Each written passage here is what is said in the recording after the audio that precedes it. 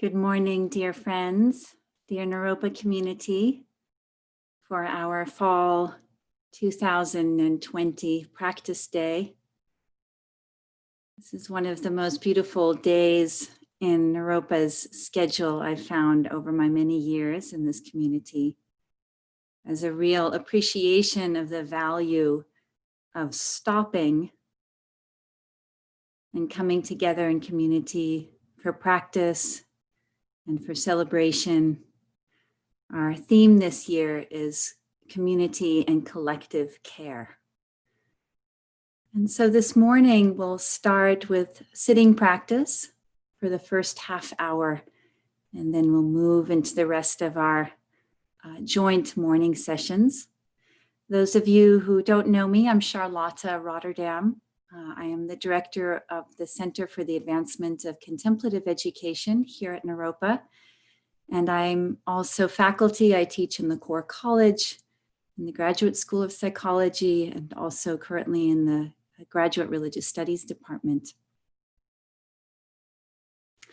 So let's just take a moment before we begin our sitting practice to connect with our intention for our practice this morning.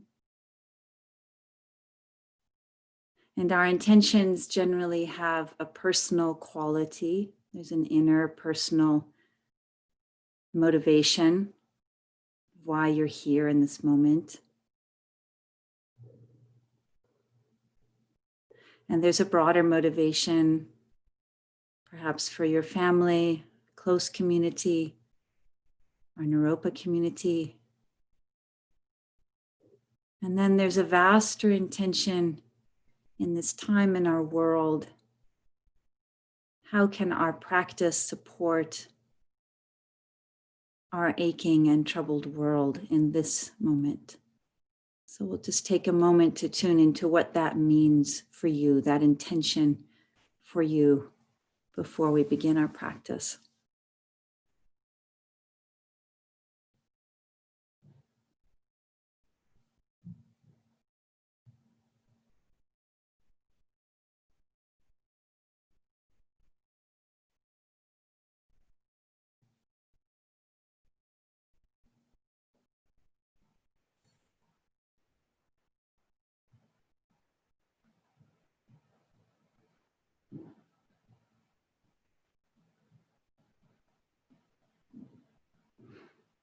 Thank you.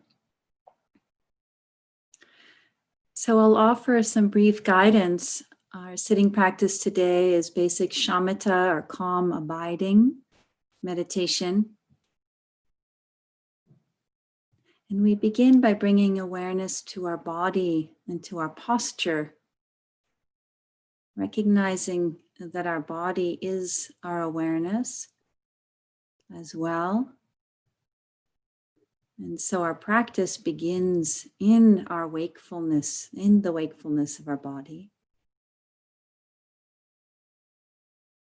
So I invite you to begin by bringing attention, awareness to your base, your seat, whether you're sitting on the ground, on a cushion, or on a chair. Or maybe you're standing, which is perfectly fine.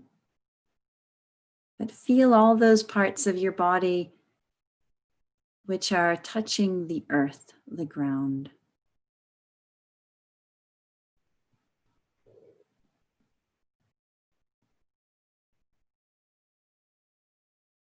We can find rest here.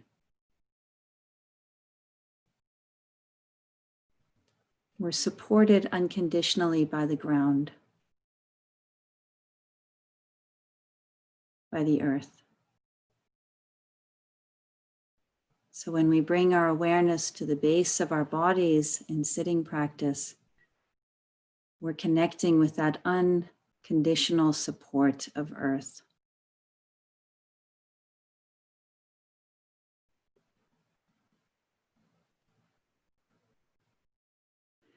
The image that's often used here is having the stability of a mountain.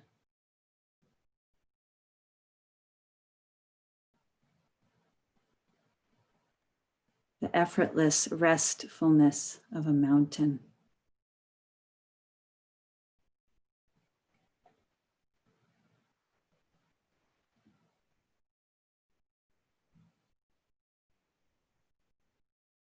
See if you can rest in the ground just a little bit more.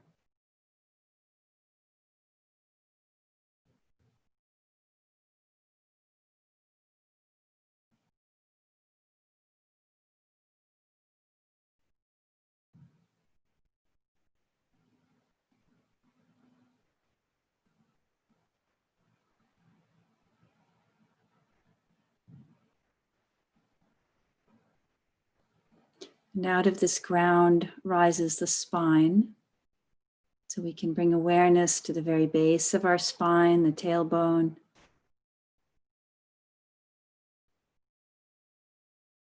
And then the spine awakens all the way up your back, between your shoulders, up the back of your neck. And this elongation of the spine continues right out the top of your head. So there's a sense of being uplifted, almost as though we were suspended from the skies.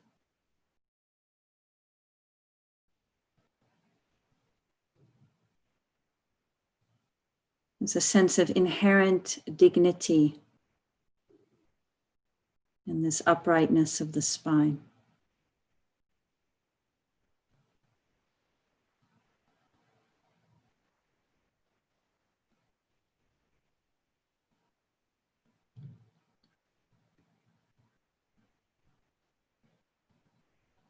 And the heart is open, shoulders are relaxed.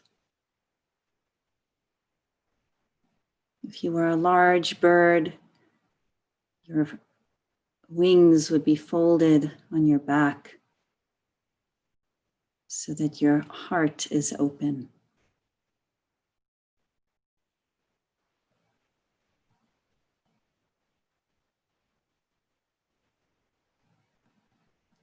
Your hands are at rest, either on your thighs or knees, or if you prefer, cupped in each other beneath your navel.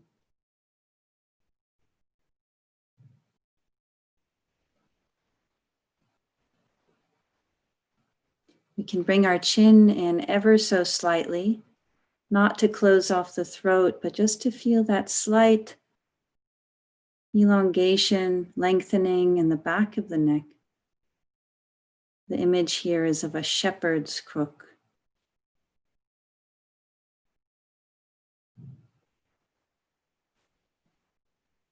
The jaw is relaxed, almost as though we had an inner smile.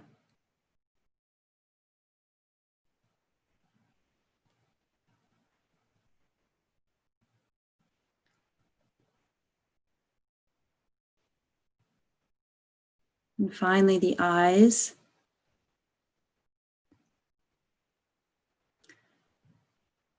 Find your way with your eyes in this particular form of shamatha or calm abiding meditation. We keep the eyes open and downcast on the floor in front. Or if you have a computer, just find a space off the screen beneath you.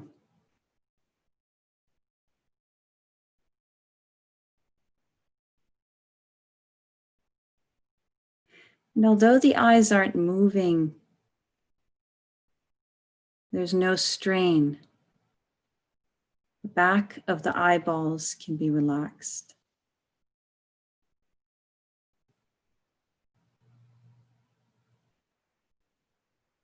And the gaze is at ease.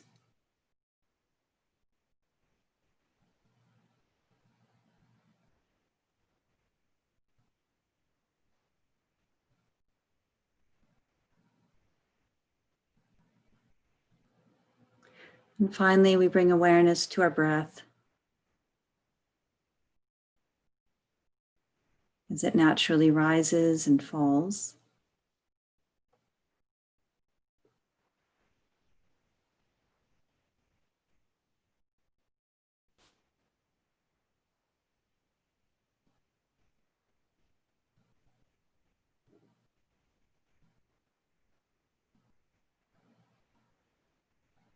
Feel the breath on your nostrils or your lips.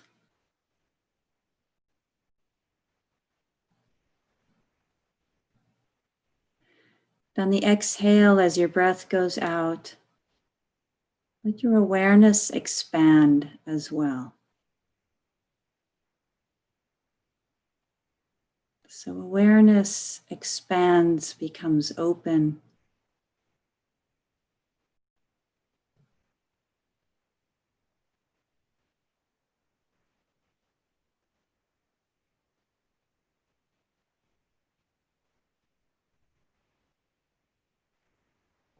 Awareness becomes open like the sky.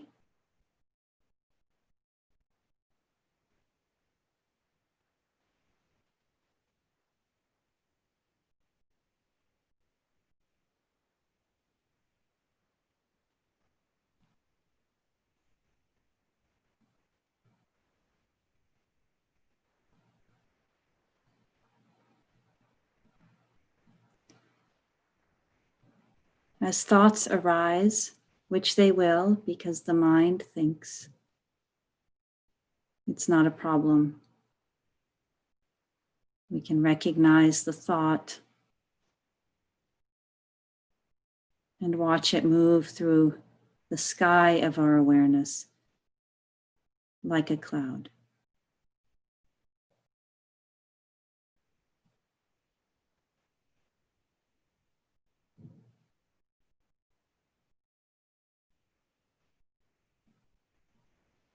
If you become very distracted or sleepy, bring awareness to your in-breath. And again, expand your awareness as you exhale.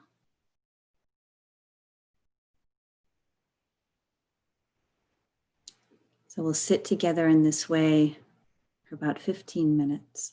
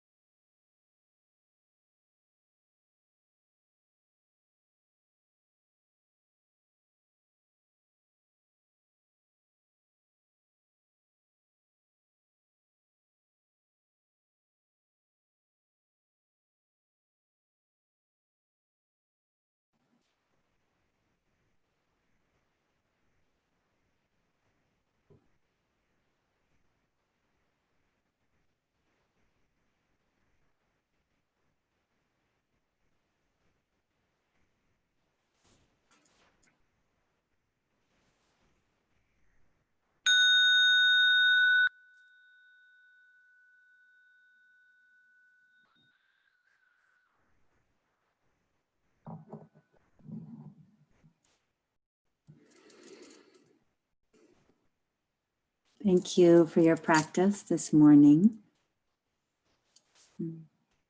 I thought we could actually just take a moment before we move into the next portion of our morning to take a look at each other. You know, if we were in the big meditation hall in the event center or in PAC, we'd probably be looking around. Who's there? Who's here? So let's do our virtual Zooming version of that. And so some of you have your screens on and some maybe not. And just take a look and say hi to each other through our visual being seen and seeing this beautiful, I was going to say circle of community, but it's more like we're squares and rectangles of community. And be sure to scroll through the pages because we've got a number of pages of community here.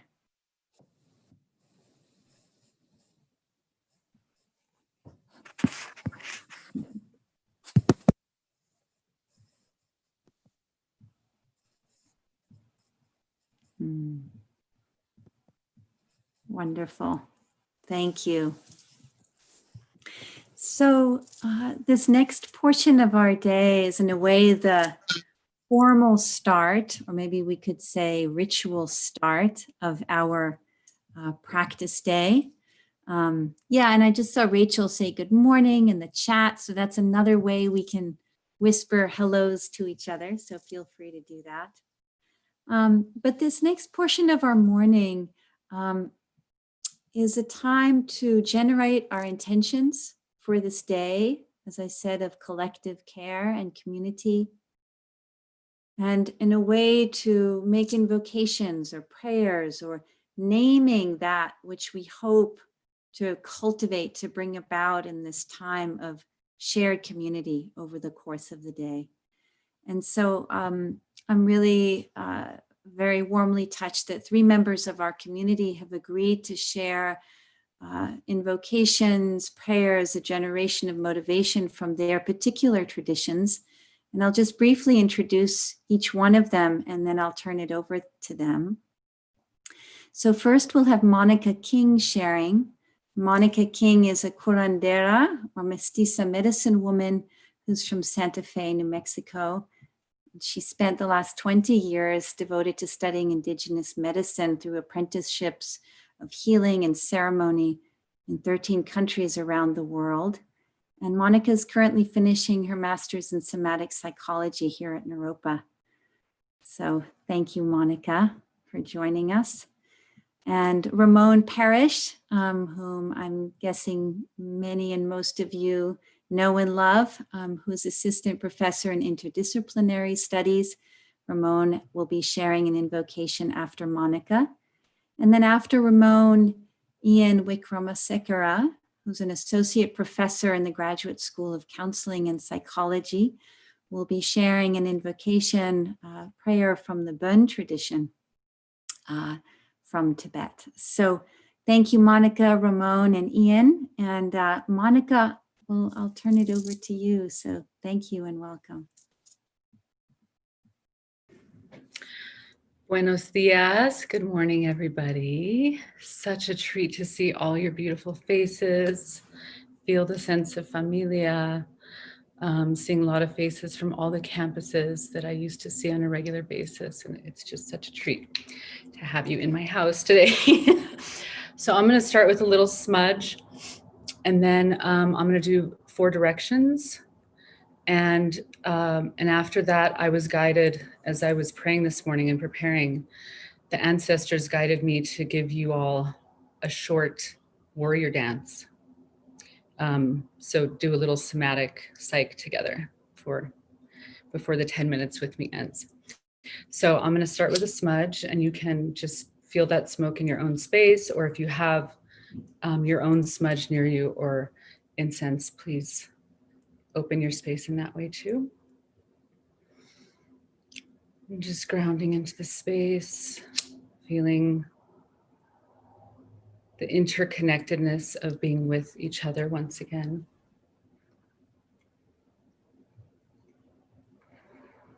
It's okay to smudge technology. It works really well to clear the desk and clear the space.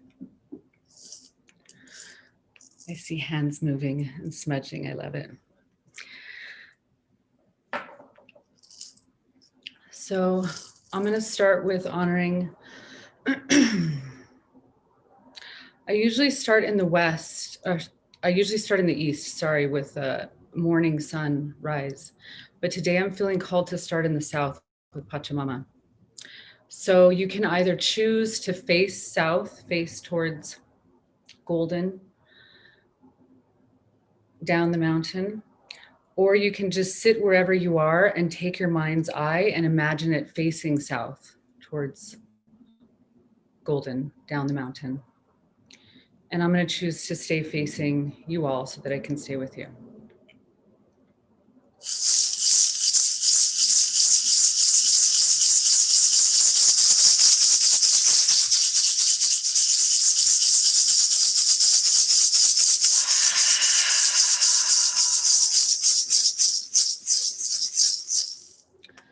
Ancestors, guardians, spirits of the South, we call you to be with us today.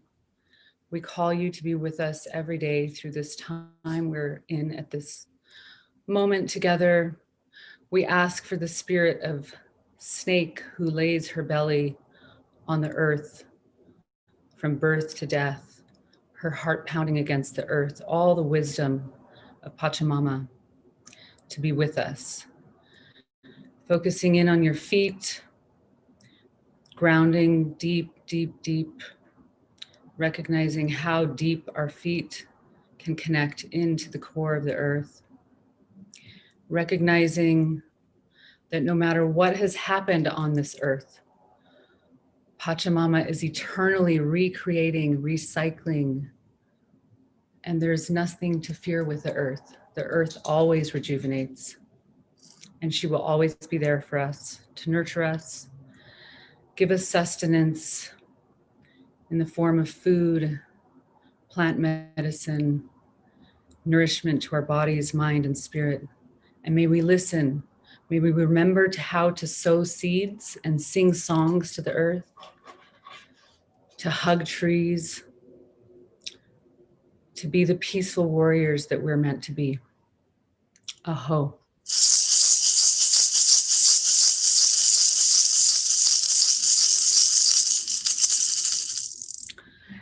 And now I'm facing to the east, the place of new beginnings.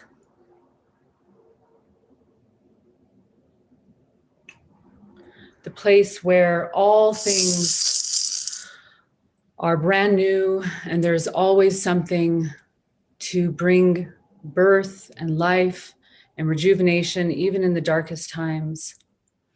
That there's always a place of peace and innocence reborn every day, and that we can always find that place in the eyes of others, in the connection with others, in the interdependence with others, that we can't do anything alone. Every new beginning starts with alliance. And feeling the gratitude for this alliance with this Sangha, with this community. Feeling each day a new beginning by reaching out to friends and peers and colleagues and witnessing how we each lift each other up and keep each other going, even when we least expect it. Aho.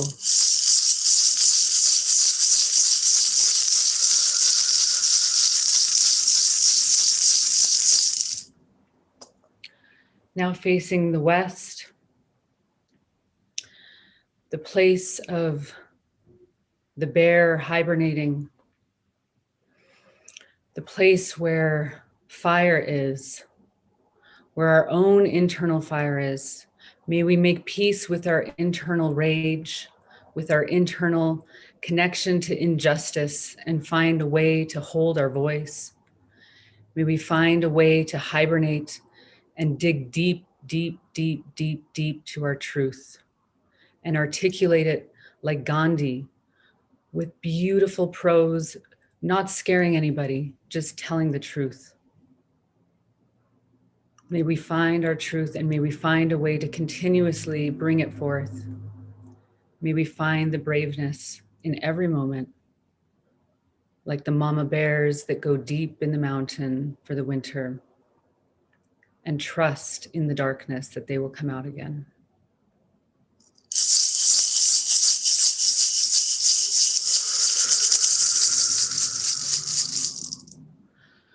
And now to the north, to the place of darkness where the ancestors reside in the sky and the star beings. They say the ancestors are always there, and some of them are crying because they miss our old ways, being around the fire where we would call upon them on a regular basis under the full moon and the new moon, and at the rivers and the lakes and the ocean. May we find our own unique ways to connect with our ancestors. And may we find our own unique ways to make peace with the treaties that were made or broken.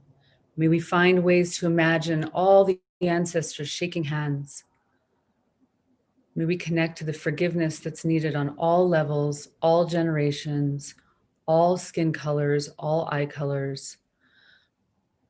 May we feel as one family when we connect with our ancestors.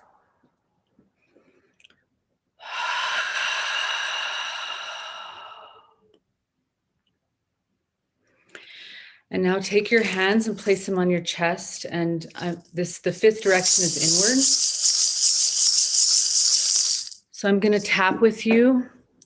Just tap at the center of your chest. And because all of you are mostly muted, you can begin to just call your name, calling yourself into your body. Since this COVID business started, calling all the pieces of you back. Monica, Naropa, Familia, whatever words you need to call back all the pieces of yourself into your body.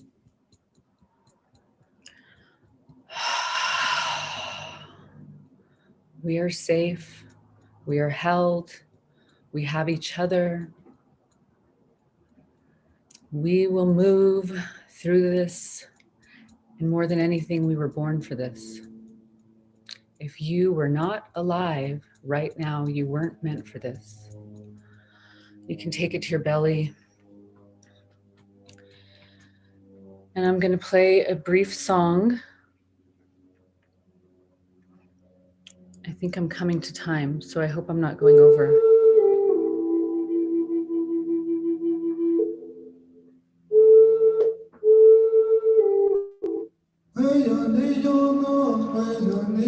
And you can stand up if you feel okay to do that. And just take your hands, and you can either take fists or just palms up to the sky and really just feel your ancestors, call your ancestors. Breathe deep and powerful into your body and just begin to pound your chest and pound your hips with your fists. Call them in and tell them that you feel them, that you sense them, and that you know they're in your bones, they're in your body. We're here together.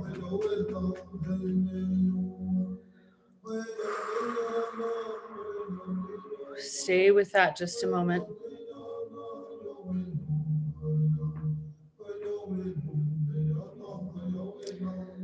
Just calling those ancestors into your body.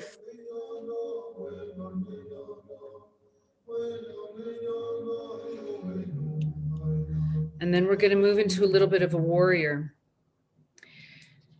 So begin to stomp your feet.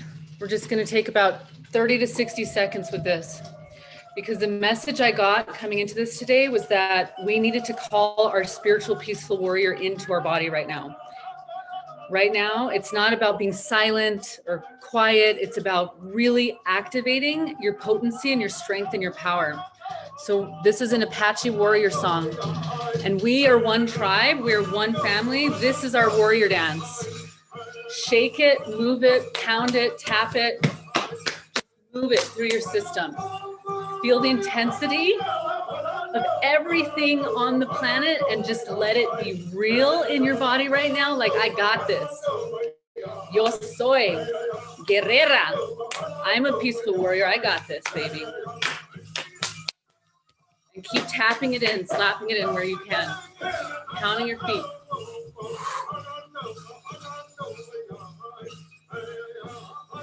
Shake it, rattle it.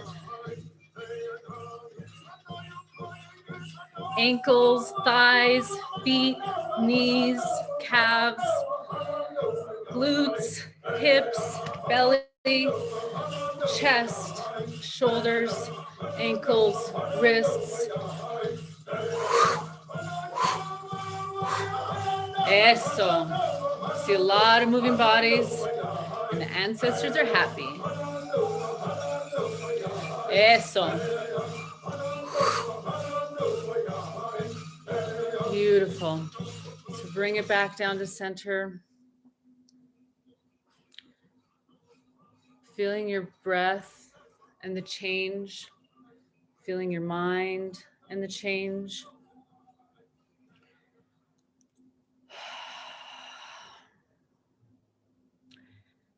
Thank you for being here together. And I pray that we're all able to merge those identities within ourselves right now that hold both a peacemaker and a warrior, because that's what the world needs right now. You got this.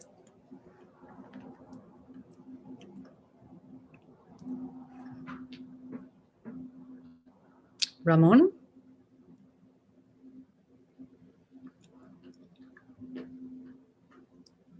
Thank you, Monica. Good morning, everyone. Let me see something. What's poppin', Ramon? There it is. That's what's up. Let's hear something. Good morning, all. Good How you morning. doing? All right, thank you. Good morning. All right. Good morning. All right. What's Bring your good? voices. What's good? Betty Bet. All right. That have to explain that one a little bit, but all right, people. So I would like for y'all to just follow me a little bit, all right? And I'm just gonna clap. And I'm just gonna ask you to clap with me. And don't worry about it. Just try it. It doesn't have to sound perfect or good, but we are going to continue with we're calling in our ancestors and with doing shared practice across space, right? Because here we are, we're all in all these different spaces, but we can do something together that brings us together across space. I feel that we have a tremendous opportunity as human beings right now to learn how to act in synchrony across space. So one way you do that is with rhythms.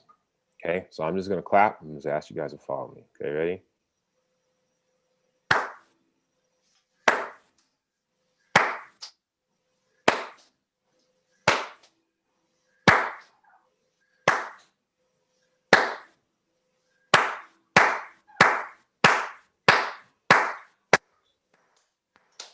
Go. Let it really pop in your hands.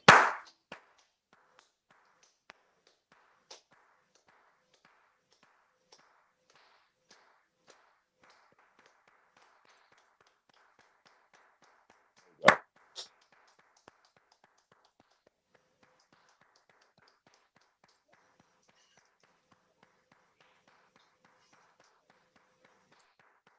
Ready?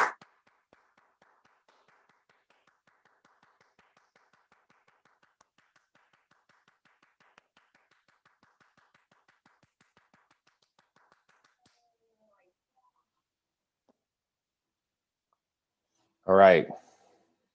So in some traditions, they say the ancestors like noise. They like sound. They like loud sound. They like thunderous sound. They like excitement. They like wind horse. We have many names for it. So I've been asked to bring in some element of Black African American ancestral traditions, and I'm not ordained in any way to do so. So I'm going to read a little bit from those that are. So we're talking about the South. We talk a lot about East and West at Naropa, but not so much about the South and the spiritual teachings of the South and the wisdom traditions of the South. So I'm going to bring a little bit of that South, that Sudic in here. So this is Malafi Asante. He's a professor at Temple University, Afrocentric Studies. And he says of the African and African American spiritual tradition, the African finds energy and life in the midst of persons. He or she does not escape to the mountains or the valleys or the seashores to find the energy. There's no great tradition of withdrawal in the African or African American tradition. Ours is preeminently a tradition of remarkable encountering with others. But encountering for us is always accompanied by words, and as such is profoundly verbal. Hermits rarely exist, and all would-be Thoreaus are baptized in the fires of human excitement, because it is only in the give and take of nomo, which is word power, speech, breath. It's only in the give and take of nomo that we find the energy, and not in lives of solitude. Facts. Yes. And then he says further, if I run to the seashore alone, my solitude finds me searching for new ways to come together with others. So I just have us consider that in this time of isolation. And when we come into this place where we say, I can only help myself, or I have to fix myself first, or when we run away from one another, how do we curve that line back towards some sense of Sangha, some sense of community? And I got an impulse to do one final thing, because we are not just we, or I'm not just Ramon. I'm actually the carrier of a lot of people behind me and in front of me. So I want to continue what Monica did and evoke those people. So go ahead and take a moment, and you can sit or stand and do this. And finding your uprightness, relaxing your belly, really tuning into the beat of your heart.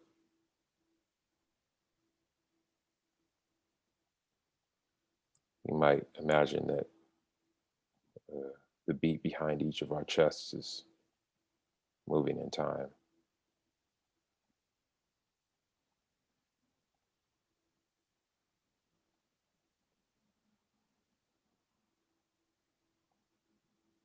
Go ahead and take your right hand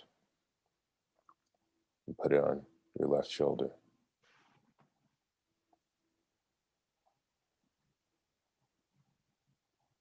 And on your left side, no matter what the relationship, see your mother on your left side.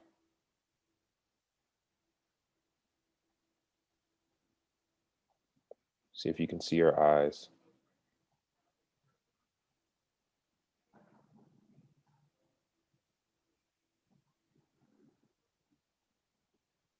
And behind your mother, and you can imagine this hand as your mother's hand on your shoulder in support of you, one way or the other.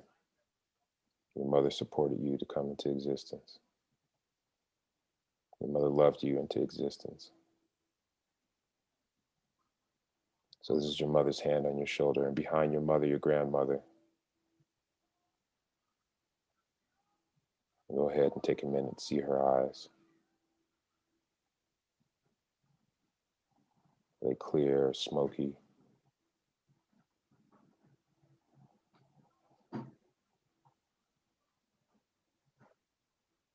And behind your mother and your grandmother, see if you can see your great grandmother.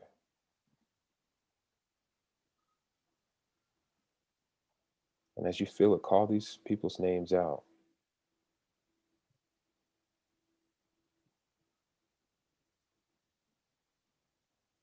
Mary Ellen.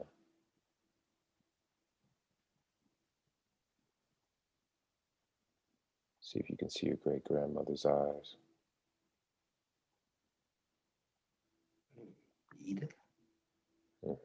Call them out.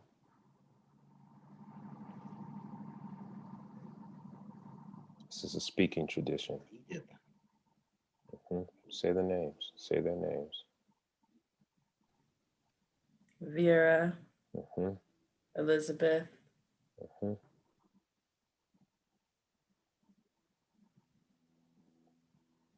And if you can imagine it, or if you know it, behind your great grandmother, your great great grandmother, behind her, your great great great grandmother.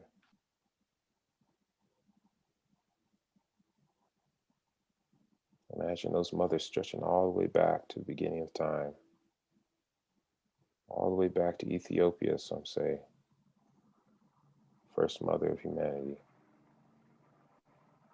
a black mother.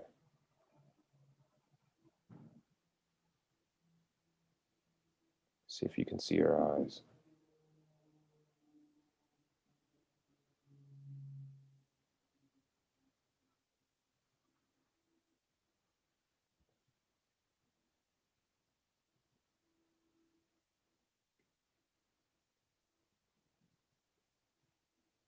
See if you can feel that love stretching all the way back and reaching all the way forward. Hand on shoulder, across shoulder, across shoulder, across shoulder.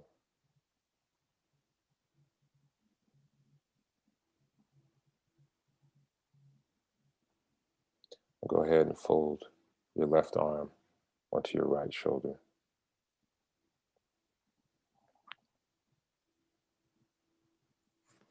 And no matter what the relationship, picture your father there, whether they are in the flesh or gone beyond.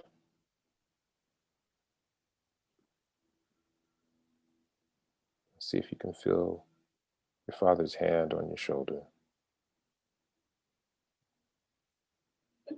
It's a hand of confidence.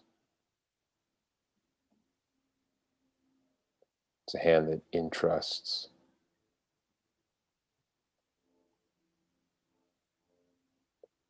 And no matter what the relationship, this person loved you into existence.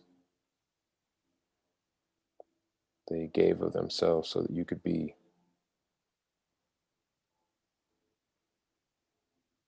See if you can see his eyes. Maybe you never saw him, so you just have to imagine.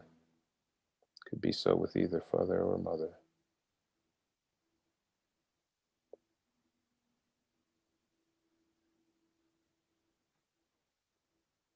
And beyond your father, your grandfather, your old granddaddies. See your granddaddies, your papas, your babas.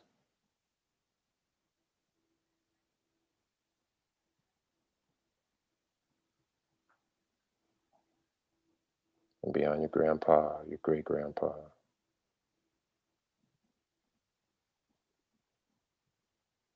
See if you can feel the work in their hands. Imagine the texture of their hands.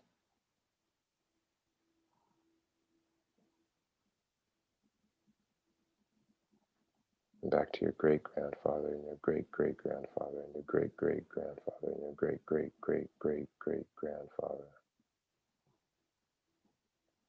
Stretching back across oceans, across languages, in all kinds of roles.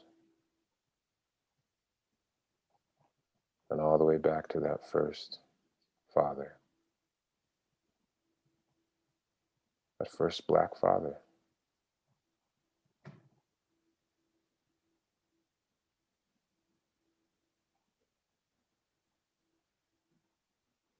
Feel that trust, and that confidence extending all the way back.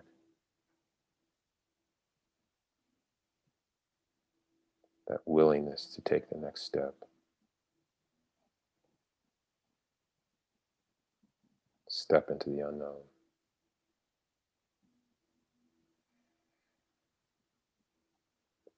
Ooh, that's that old time religion, boy. That's that old time religion. That's right. That's right. And tap your hands on both shoulders. Both shoulders. Thank those ancestors, those mothers, and those fathers on both sides. Go on and stretch our hands out. And we just make a gesture of our outstretched hands to the children. Those born of our bodies, those born of our hearts, and born by our hearts, those born by our minds. And ahead of those born children to those unborn children, some of which could be our granddaddies and grandmamas, and those unborn children, and those unborn children, into futures unknown.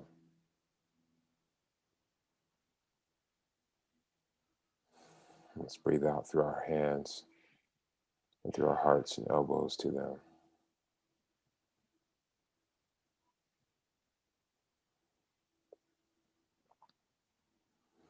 And finally, take that gesture back to your heart. Put both hands on your heart. Feel that drum in your chest.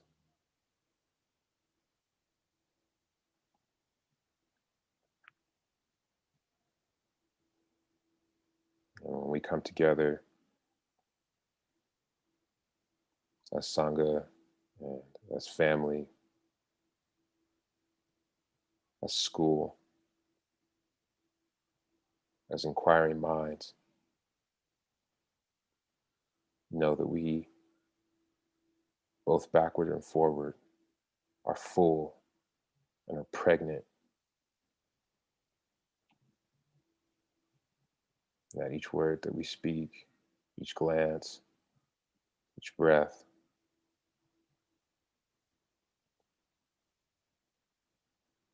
is pregnant with all that came before us and all that came or will come after us, and it will come after us. And just feel that heartbeat in the now.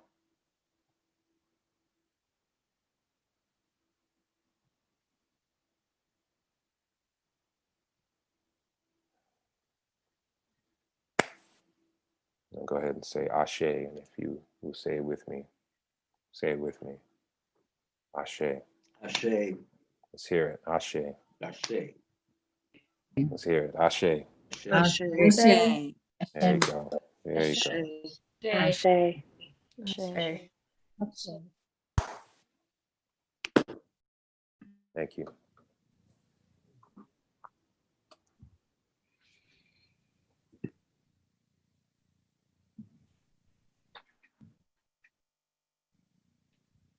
It's so wonderful to be with everyone here and follow in these beautiful blessings of lineages. And now I'm going to share with you a blessing from the Bon lineage of Tibet, which is the indigenous religion of Tibet. And I've just begin with a prayer to bring the spirits of the lineage of Bon. And during this time, you can just sit and listen to the melody, just be with the sound, and just be with your breathing.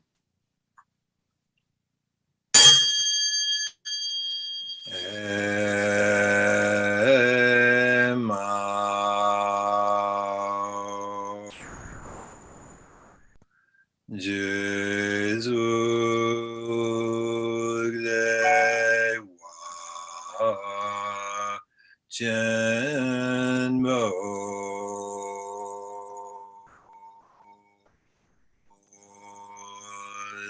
Rang Dren Jen Zaya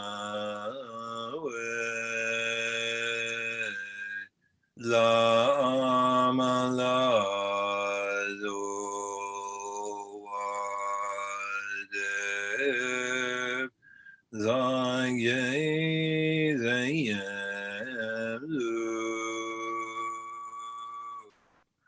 Don Barin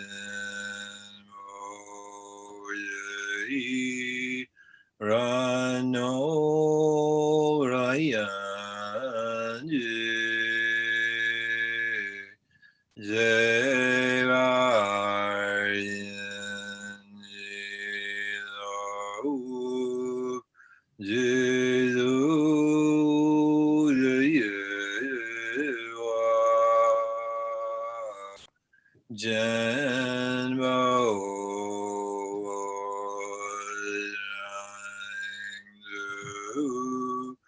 Dren Jen Zaya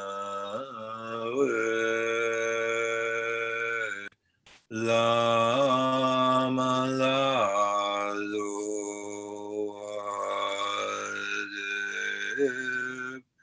Zang Ye Zayem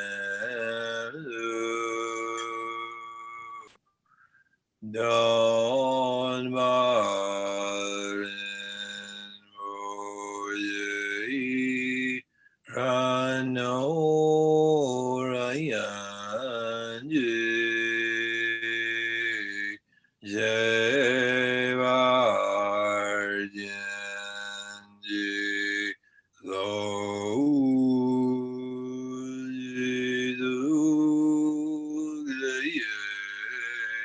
Wa Genmo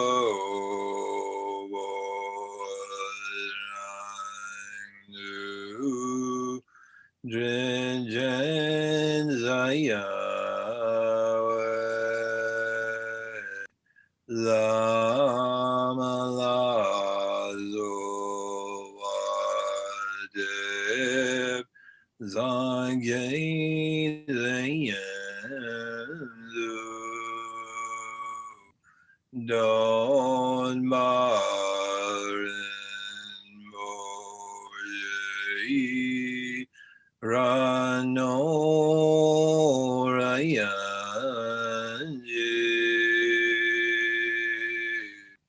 Jevar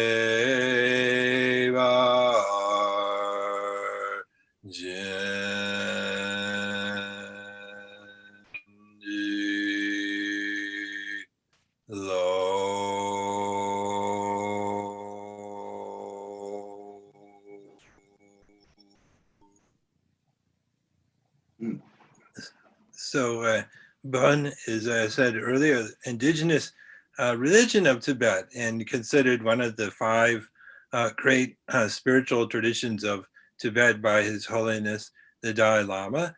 And in particular, a lot of Tibetan medicine has its origins in Bonpo practices. And so earlier this year, with the tremendous suffering caused by coronavirus, one of our oldest teachers, his name Yangzen Rinpoche, is like 95 years old, is wonderful old Tibetan teacher, did all of the old retreats, even spent many years in caves or this kind of thing. He asked everyone, whether Bon or not, that if they like in this time, they can say a special healing mantra that has been said for many thousands of years in the Bon tradition from Yeshe Wamo Sitpe Gyalmo, is one of our healing deities. And it's a wonderful, beautiful mantra I'm going to sing for you now. And if you like, you can sing along with me. I think it's a very fun mantra. It's very short and maybe seem strange to sing words you don't know what they mean, but that's okay. These words are in Zhangzhung, so no one knows what they mean. But at any rate, here is the mantra I'm going to share with you now. Let's see, here we go.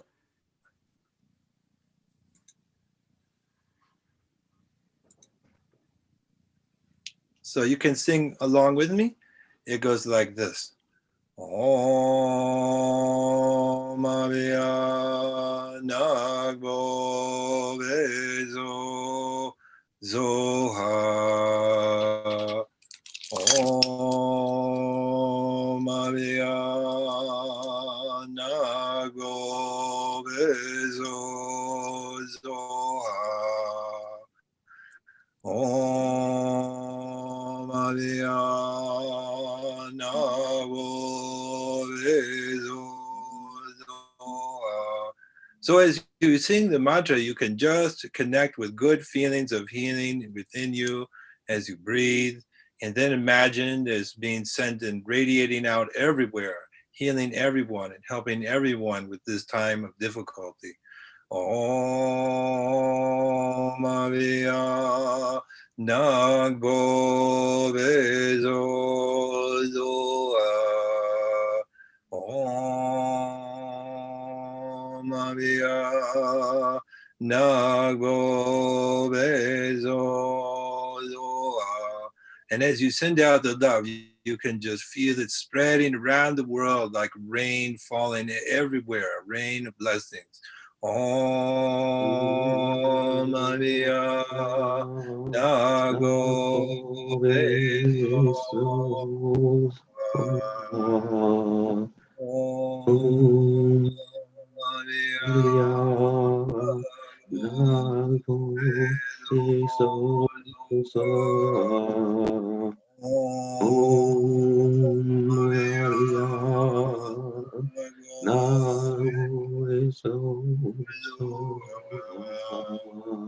Now you can even say faster, faster as you go and bring lots of intensity. Or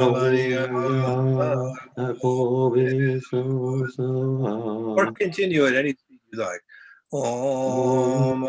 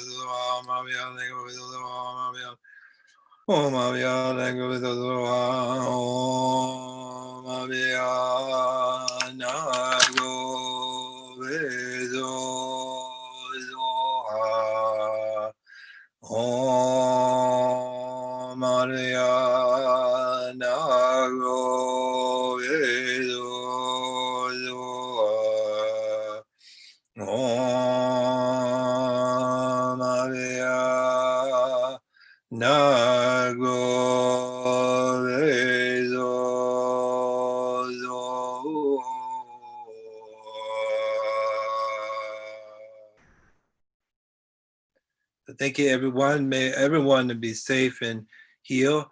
I said this very mantra many thousands of times when I was dying of coronavirus myself. It worked pretty good. Anyway, so nice of spending time with you. So nice to share this blessing. And I believe it now we have a Jane Carpenter who's going to share a compassion meditation. So nice. Thank you. Thank you, Ian. Thank you, Ramon. Thank you, Monica. Such beautiful rain of blessings in so many ways, from below and above, in all directions and all times. Thank you. So I'll turn it over to Jane Carpenter, who is Associate Professor in our Department of Contemplative Psychology and she will guide us through a short compassion practice. Jane? Yes, good morning, everyone. Let's see if I can do this here. We feel from the gifts that we just received such love and such compassion. So moving into loving kindness just feels like deepening possibly what we're already in, so to speak. So this loving kindness practice was written by Anam Thupten Rinpoche. It's a metta practice. It's extending love to the world. And we're going to do short sessions, you could say very short actually, of extending that love to various groups of people, you could say. So I'll be guiding it. We may be doing like 1 or 2 minutes per group. And you may have your eyes opened or closed, of course. And the actual verse is up on the screen. So if you want to return to it, you may, or you may just want to listen to the words that I say and just resonate with the feeling you have and extend that to the particular group we're talking about. So we'll begin now. Visualize someone or those you love sitting in front of you. Open your heart and say to them, may you be safe from inner and outer harm. May you be free from guilt, shame, and hatred. May you enjoy physical and mental well-being. May you live with the ease of an open heart. May you go beyond your inner darkness and awaken to your radiant true nature, which is an inexhaustible source of wisdom and compassion.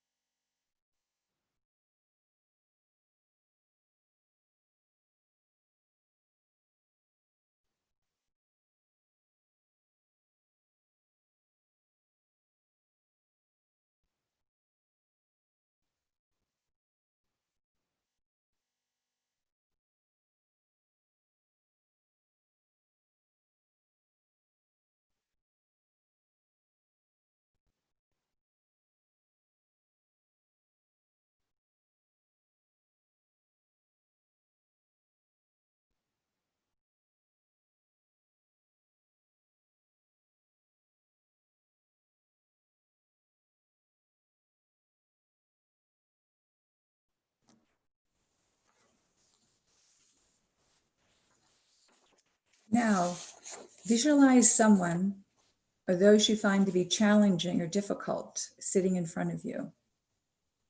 Open your heart and say to them, may you be free. May you be safe from inner and outer harm. May you be free from guilt, shame, and hatred. May you enjoy physical and mental well-being. May you live with the ease of an open heart. May you go beyond your inner darkness and awaken to your radiant true nature, which is an inexhaustible source of wisdom and compassion.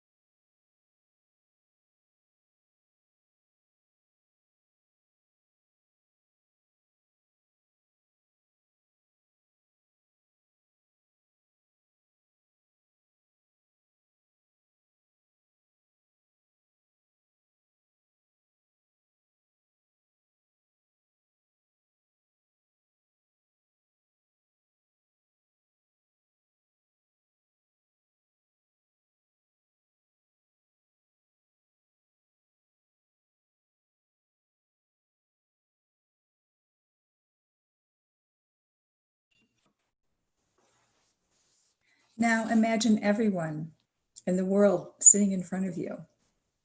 Open your heart and say to them, may you be safe from inner and outer harm. May you be free from guilt, shame, and hatred. May you enjoy physical and mental well-being. May you live with the ease of an open heart. May you go beyond your inner darkness and awaken to your radiant true nature, which is an inexhaustible source of wisdom and compassion.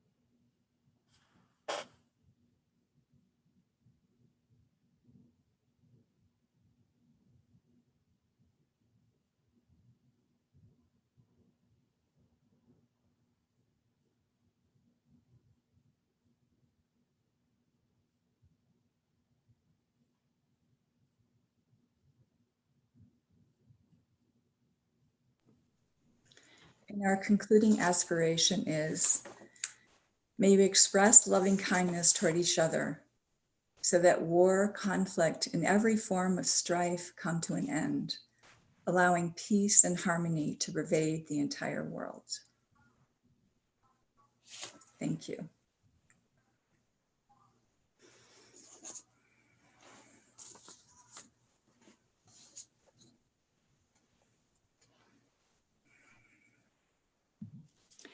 Thank you so much, Jane. So we have one more piece of our first part of our morning together. And this is an honoring of Jovanina Jobson, who has been part of this and is part of this community for many, many, many years. And most recently has been in the Director of Contemplative Practices role.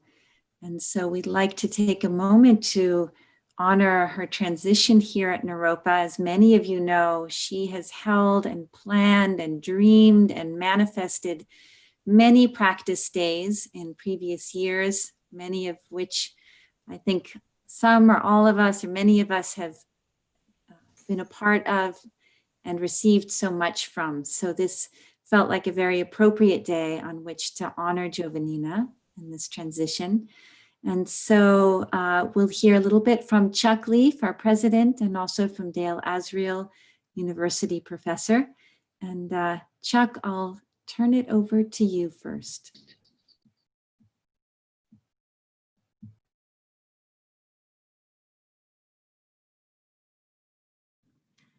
Chuck, you're muted. I thought I was unmuted. Thank you, Regina. So I'm delighted to be with you all, and it's a special delight to be able to recognize Jovanina. It's a delight to recognize anybody in Naropa who is not either retiring or dead. As these events are often either memorials or recognition of retiring, and it's my pleasure to know that Jovanina is has moved into her faculty position where she's offering 24 credits this year. There's a tremendous amount of teaching that she's going to be presenting. And so recognizing the transition is really quite appropriate, I think, right now. It's no surprise to anybody that is on this particular call, participating in this practice day, that contemplative practice has been part of Naropa's founding lineage from the very beginning. The very first session of the very first day of Naropa in 1974 included sitting meditation practice, and that has never really waned for the many, almost 50 years since that day. So that commitment to including contemplative practice from the beginning, however, is, I think, easier said than done. It required a commitment, and it required somebody to nurture. And I think that it's safe to say that when there was not a single person who was particularly known for holding our contemplative commitment, it tended to recede a bit into the background, and that the work that Jovanina has done, and she's been with Naropa since 1997, if I'm right, long time, has been to nurture what we mean by contemplative pedagogy, what we mean by contemplative practice, what we mean by the contemplative journey. And she's held that responsibility with great devotion to the students, the staff, and the faculty at Naropa, and with great vision about what Naropa could mean to a world that was in need of considerable help in areas of compassionate action and contemplative practice. But how she held her job, I think, was really quite interesting, because she spent much of her professional career holding two realities, I think, and always focused on what was of most service. So her view of contemplative practice and contemplative lineage was not one which was dictated, but was an invitation to the entire community. Her view, in my experience, was never narrow, but it was vast. It included contemplative traditions from around the world and was not sectarian in that sense. Her work was not accidental. It was very thoughtful. She created the contemplative container at Naropa certainly with help from others, but herself held the very strong view that contemplative practice needed to be front and center. And then, lastly, I would say, I believe that Jovanina held her work not with a fixed view, but with a view that was open to what's needed today. And in fact, what has been needed throughout, but particularly what's needed today by students, by the rest of our community. And especially that means in 2020, how the Jedi work that we're doing informs our practice. And on the flip side, how our practice actually embraces the Jedi work. We can say that we were later than maybe we could have been to being overt about the connection, the interconnection between Jedi work and contemplative practice, but Jovanina was not late. I think that her perspective and her view from the day she arrived was one of inclusion, one of equity, and one of justice. And so I'm extremely grateful for what she's held for all of these years. I'm especially grateful that students now going forward are going to have an opportunity to be in classrooms and be able to study and practice with Jovanina. And I just want to express great gratitude on behalf of all of us at Naropa for a tremendous amount of work and a great gift to this entire community. So Jovanina, thank you so much.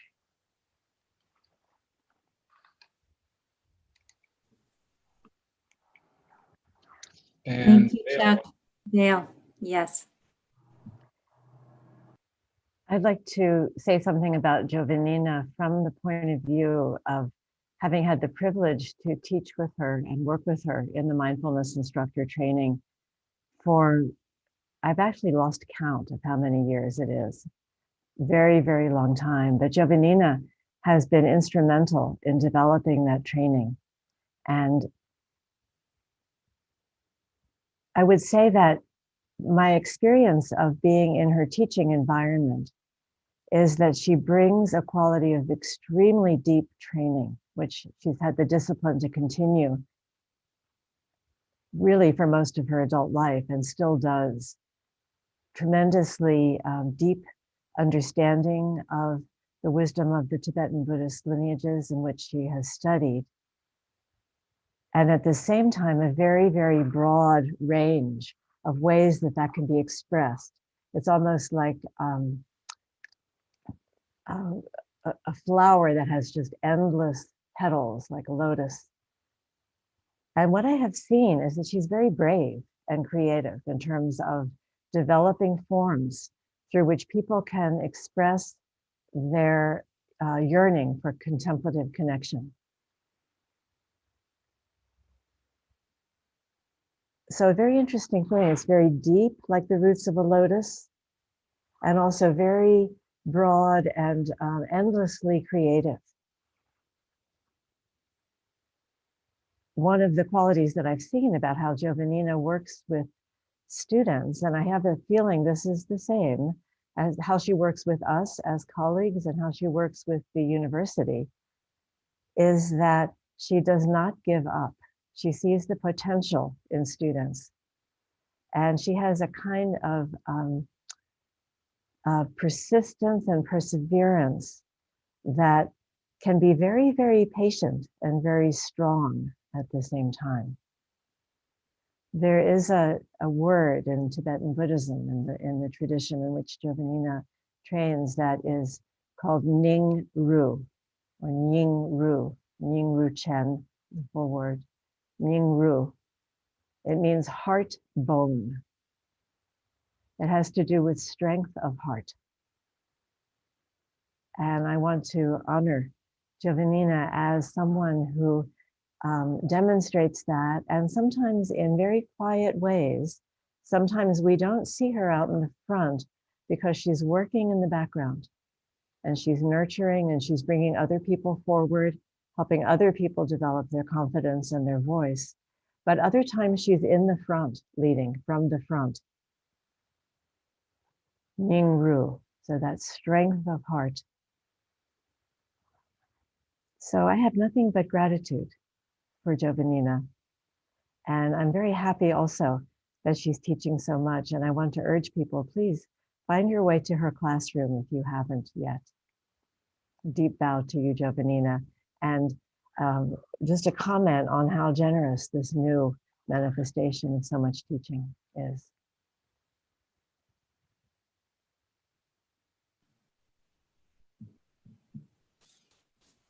Thank you, Dale. We celebrate you, Giovannina. We thank you. I thank you for the beautiful inspiration that you have offered and that you offer. Charlotta? Thank you, everybody. I think my strength of heart is melting right now into puddles of water where I am. So it's really been a labor of love and also a way of giving back, of gratitude to Trungpa Rinpoche and Chuck. Actually, as I've checked in with him every time I was going to do something really different or somewhat outrageous, he always said, "That's okay, go ahead."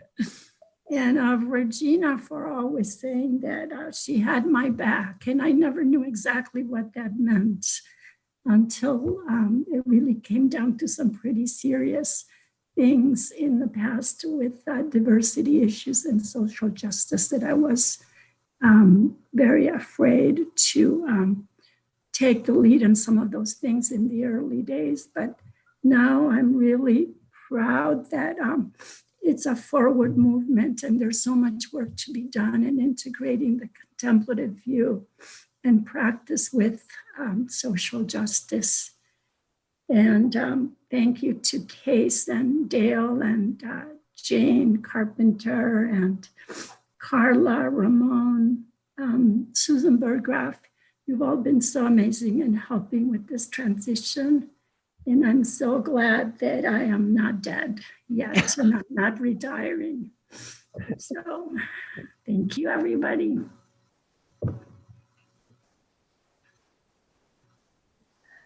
So Giovannina, Yeah. we have a small offering for you, which is virtual at this point, but at some point will be in your hands, which means I know how to drive over your house. So I hope that you can see this, and it's reflecting. And this is a feminine deity, which you may be familiar with, Vajrayogini. Yeah.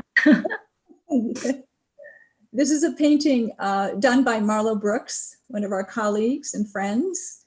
And this is for you. And this is a very small gift compared to the years of service and love and devotion that you have to Naropa University and to the world at large. So I can't say enough.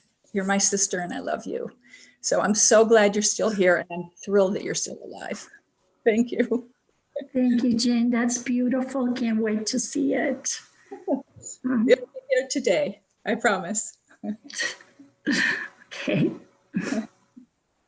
Thank you, Jane. Thank you, Giovannina. So let's close our first part of the morning with a bow, and then we'll take a break until 10:45, at which point Lydia Violet will be joining us for a keynote, or we could really say a community song. So please come back 10:45. We'll close this session with a bow.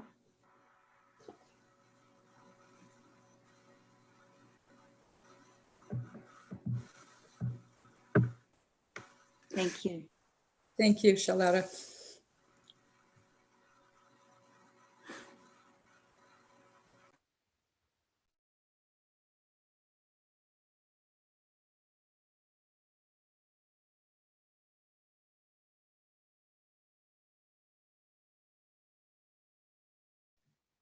Hey, Giovannina, I hope you're reading all the messages to you in the chat.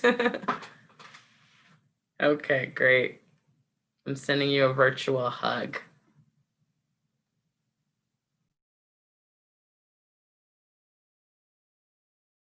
You're on mute.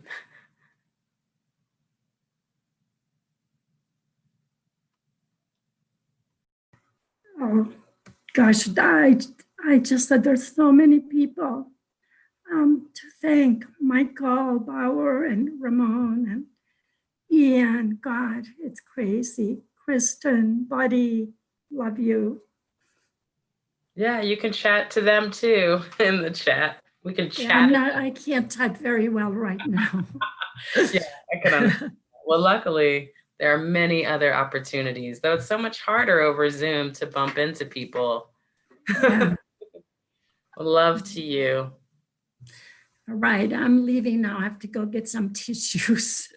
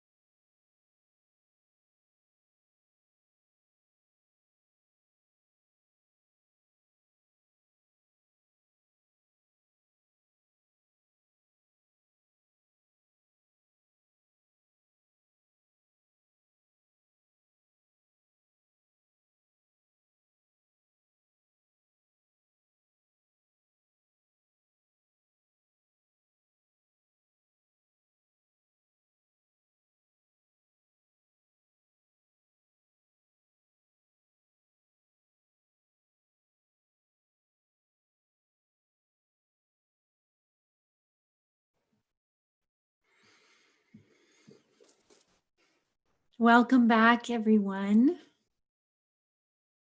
What a beautiful morning we've already shared with each other, and it's only getting better.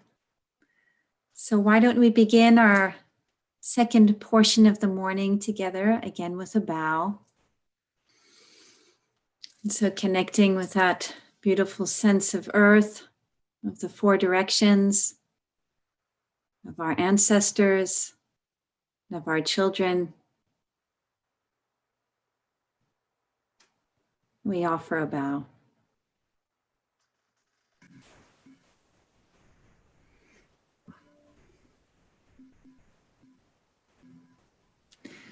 So it's my wonderful honor and pleasure to welcome Lydia Violet to our practice day today.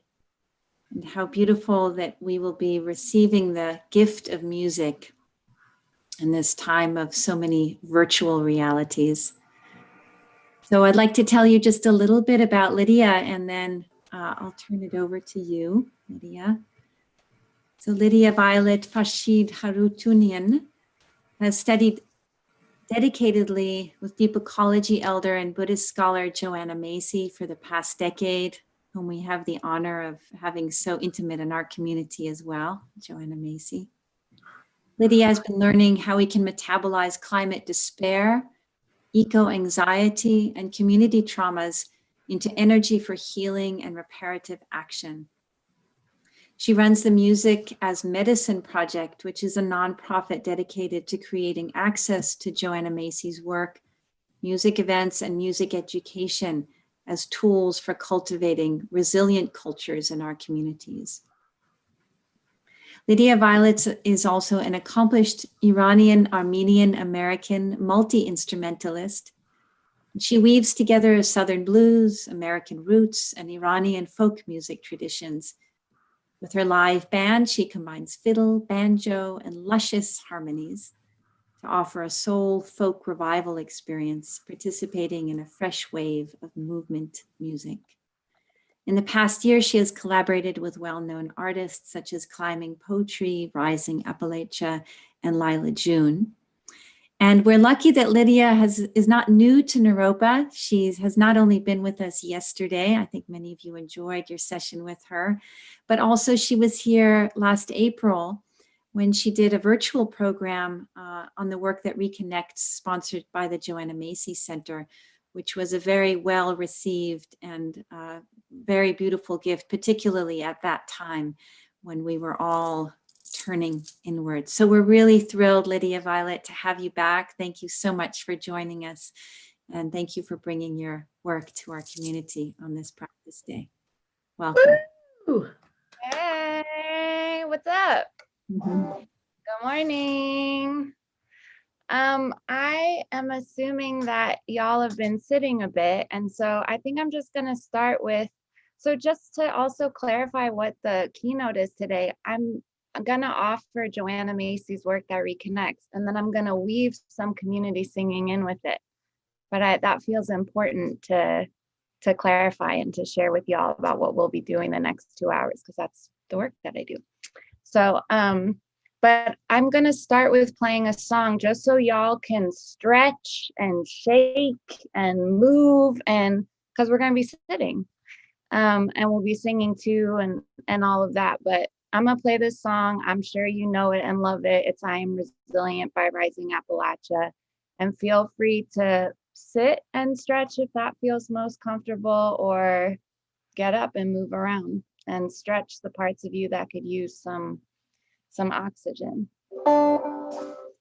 And sing along, of course. I mean, if you know the words of the song, like, go for it.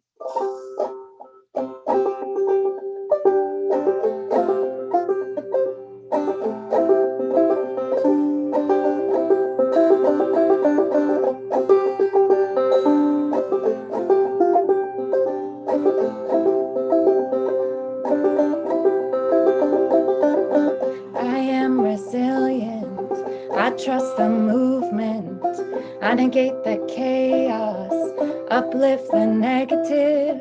I'll show up at the table again and again and again. I'll close my mouth and learn to whoa, whoa, oh, oh, whoa, whoa, oh, oh, whoa, whoa, oh, oh. Whoa, whoa, oh, oh, whoa, whoa, oh, oh, whoa, whoa, oh, oh. These times are poignant, the winds have shifted. It's all we can do to stay uplifted. Pipelines through backyards, wolves howling out front. Yeah, I got my crew, but truth is what I want.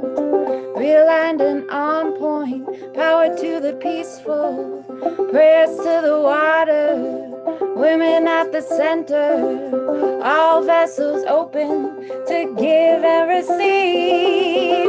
Let's see this system brought down to its knees. Whoa, oh, oh, whoa, whoa, oh, oh, whoa, whoa, oh, oh, whoa, whoa, oh, oh. Whoa, whoa, oh, oh, whoa, whoa, oh, oh, whoa, whoa, oh,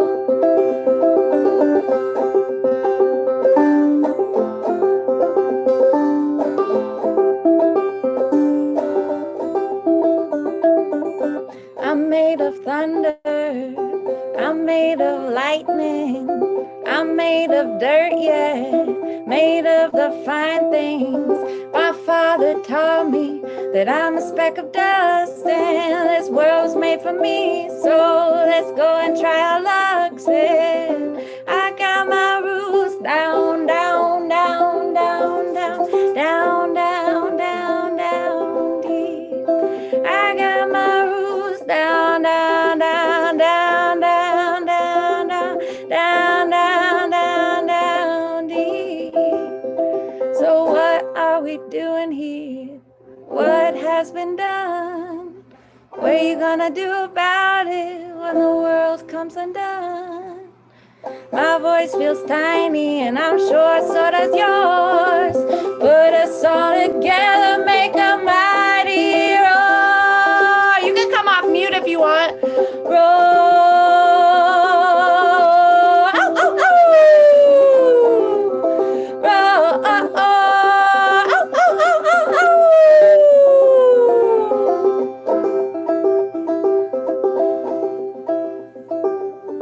I am resilient, I trust the movement, I negate the chaos, uplift the negative. I'll show up at the table again and again and again. I close my mouth and learn to listen.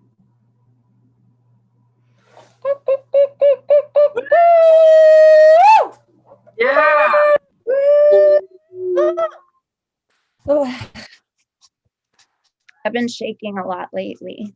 Let me say hi to you first. Hi. I'm looking at all your faces like I'm in the room with you. And you can feel free if you feel comfortable coming off mute and saying hi back.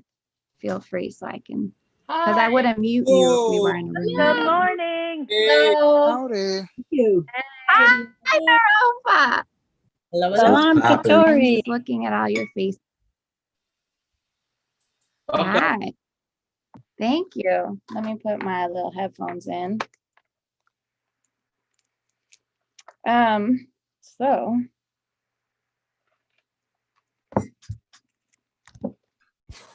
my name's Lydia and I'm here on Ohlone land in California, Northern California.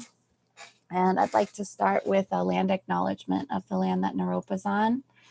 I learned last night how to pronounce the name of the local indigenous people, which I'm very grateful to Jane for sending me a recording. You know, it took a sec to find how to pronounce the name of the local folks, and I'm learning how to read the phonetics now of how with English letters we try and phonetically spell out indigenous people. With the Arapaho people, as the Pawnee named them, but their name for themselves is the Hinono'ei. Hinono'ei. That's it.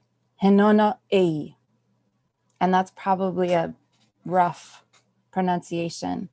Maybe say that to yourself so that you can practice saying the name of the local people in their language. Henono ei. Henono ei. So I'd like to open this meeting by acknowledging, and this is a land acknowledgement from Right Relationship Boulder. So thank you, Right Relationship Boulder. I'd like to open this meeting by acknowledging that the land where we live today, where Naropa is on today, is the territory of the Henono ei people. I'd like to honor Chief Left Hand Nawath, leader of the last Henono ei band, to spend their winters in the Boulder Valley. Many Henono ei people were massacred by the U.S. Cavalry at Sand Creek, and I'm sure you feel pangs of empathic pain hearing that. So if you want, you could put a hand on your heart. Know that that pain comes from your attempt at integrity. It's not a weakness that you carry. It's a strength. Many Henono ei people were massacred by the U.S. Cavalry at Sand Creek, Colorado in 1864. The survivors were forced out of Colorado to reservations in Wyoming and Oklahoma, where most Henono ei people live today. In our daily lives, let us remember that the Boulder Valley is home to the Henono ei people and to many other tribes that also camped, hunted, and traded here for centuries. Native people of many indigenous nations live here today. Thank you. That's such a beautiful Henono ei. I love letting it roll in my mouth. Okay, so my name's Lydia, and I'm very excited to be here at Naropa again, and I'm very honored to see all your faces that you came in. Thank you, Regina, for inviting me, plucking me out and inviting me. And today I'd like to offer a combination of Joanna Macy's work that reconnects with community singing. And I've titled this couple hours, Strengthened by Uncertainty. Strengthened by Uncertainty. And I've titled it that because that very much feels like one of the primary things that I am wrestling with on a daily basis is a quickening of a sense of uncertainty, a tension of a sense of uncertainty in my body, in my soul, in my home. And in this time, especially in the United States, but there's many different vantage points into a sense that life has degenerated, it is degenerating, and it could degenerate further. And something Joanna Macy has taught me is that within the bounds of uncertainty, we can access certain gifts. And one of the primary gifts of uncertainty that I've experienced is that when we don't know what's going to happen, and when we can acknowledge the uncertainty of the moment, it can drop us into our truest intention independent of outcome. It can drop us into our truest intention independent of outcome. I don't know what's going to happen, so what do I want to do anyway? I don't know what's going to happen, so what do I want to pledge myself to? I don't know what's going to happen, so what do I want to wake up and do with my days? How can we acknowledge the impact the uncertainty might be having on us right now? And how can we attempt to find some kind of compass within the reality of that uncertainty? And so as a way of exploring this today, as a way of trying to create a kind of place where we can rest for a second and recoup and regain some, or maybe even learn some new tools that could be helpful, I'm going to guide us through the spiral of the work that reconnects, and we're going to alternate that with community singing. I'll teach you about the spiral as we go through it.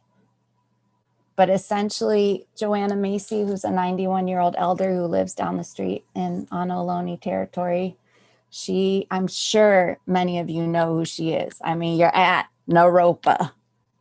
And if you don't know who she is, you have a very, very cool bounty of discovery ahead of you. But yeah, so Joanna, has been called a scholar of Buddhism, especially Tibetan Buddhism, of deep ecology, of systems theory. And really what I know Joanna as is a badass, very smart, compassionate activist who noticed that people were walking around with unacknowledged grief and despair, feeling muted like they couldn't talk about it, figured to try this group work together to just allow truth to be spoken so that we could at least have integrity with each other. And from there, from her wisdom, from deep ecology, from her experience in the north of India, for the last 45 years, this body of work called The Work That Reconnects was born. These group exercises, these teachings that seem to be able to feed the part of us that can fall into paralysis and anxiety about, understandably so. And in fact, that paralysis and anxiety is an expression of us giving a damn about what happens to each other. That it might actually be an intelligent reaction. It might actually be an action of integrity to feel and acknowledge, just to feel those things, because we wouldn't feel them if we weren't absolutely interconnected with each other. We wouldn't feel them if we didn't care, if we knew, if we didn't know that our salvation is tied up in each other, we wouldn't feel those things. So this work kind of can stem from all those, oh, I like the yes. What was that first part? Okay, and just a note about how I facilitate. Zoom is an interesting thing because now you're facilitating two rooms at the same time in a way. Because I have this room with y'all and then we got this chat box. So it's like but I'm not so great at always catching the chat box because I need to feel you. So it helps me to look at you. So I'm going to do my best to facilitate the chat box as well. But just know if I miss you, it's not because I don't like what you said. It's because it's not a skill that I've fully developed yet.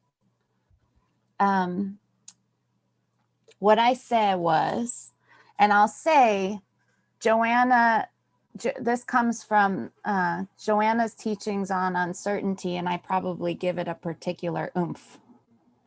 But I'll say that when we don't know what's going to happen, and I've experienced this, I'm not just speaking abstractly. This is how I find my power every day. When I'm scared and I'm sad and I don't know what's going to happen and I'm scared to death of what's going to happen to my Persian family and I see what's happening in my Armenian family and I see what's happening to my comrades in the United States and I see what's happening to the more than human world, when I really see it, when I allow myself to take in or just to acknowledge what's happening, I see the uncertainty, I experience it. Of course, I also see the great breadth of beauty and grace and justice. That's why it's uncertainty. That's why we don't know what's going to happen, because it ain't over.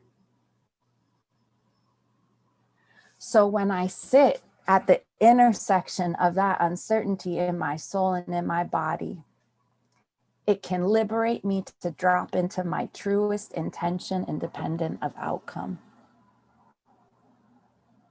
And when I experience that, I don't need anyone to give me my power for me, because grace has power for me,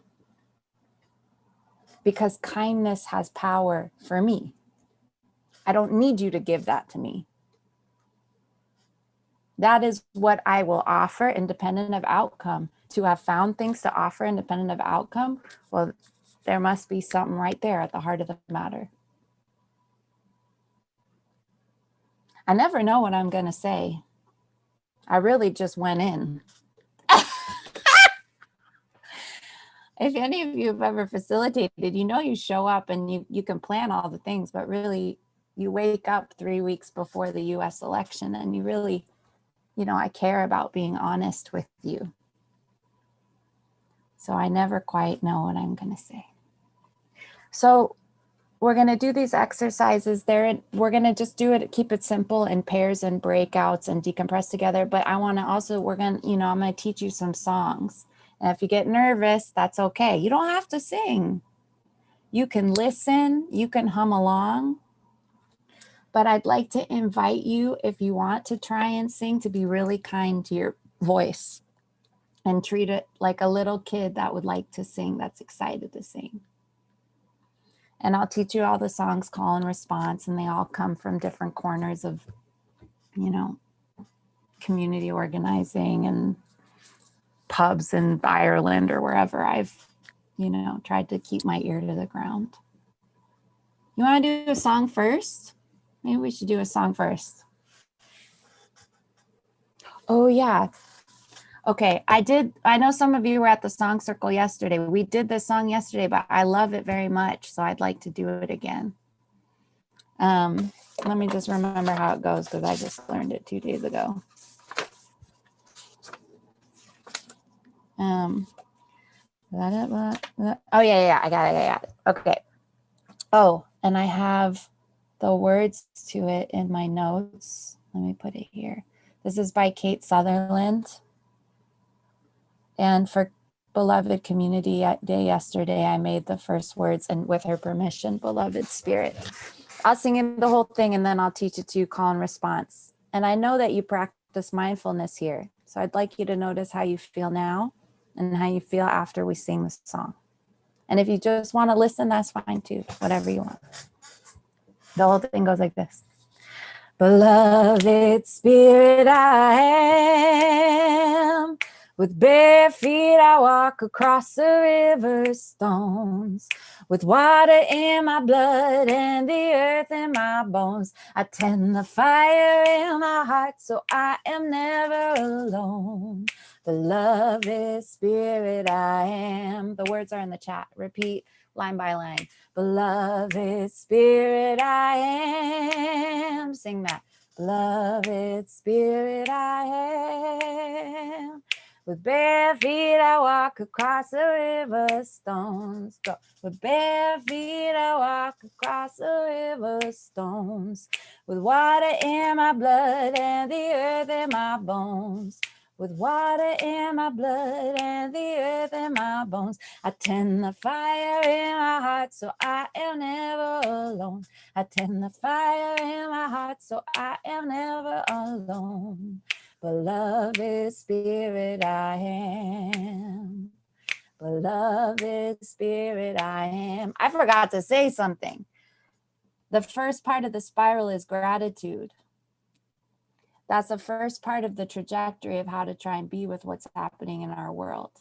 Now, when I first attended Joanna's workshop, I was ready for the magical solution.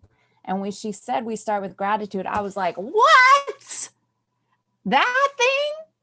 I know that thing. And it's like, it had gotten honestly a little anemic for me.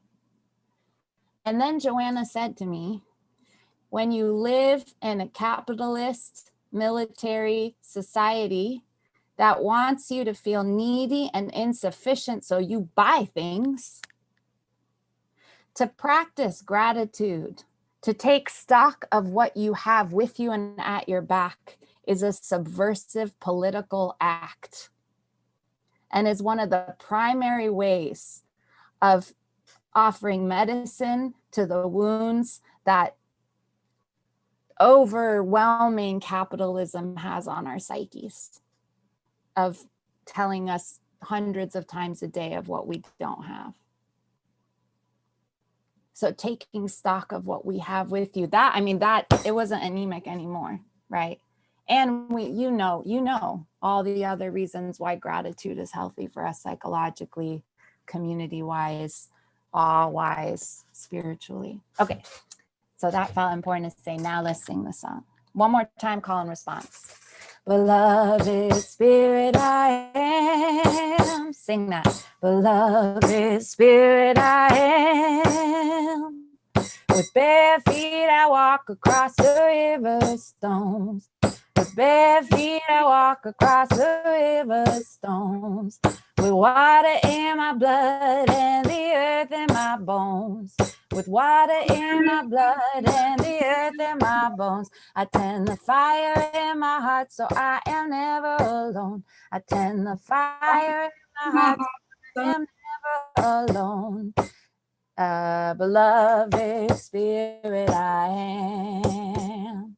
Beloved Spirit I am. Try the whole thing. Beloved Spirit. Beloved Spirit I am. With bare feet. With bare feet I walk across the river stones. With water in my blood and the earth in my bones. I tend the fire in my heart so I am never alone. Beloved Spirit I am. Woo. Beloved Spirit I am.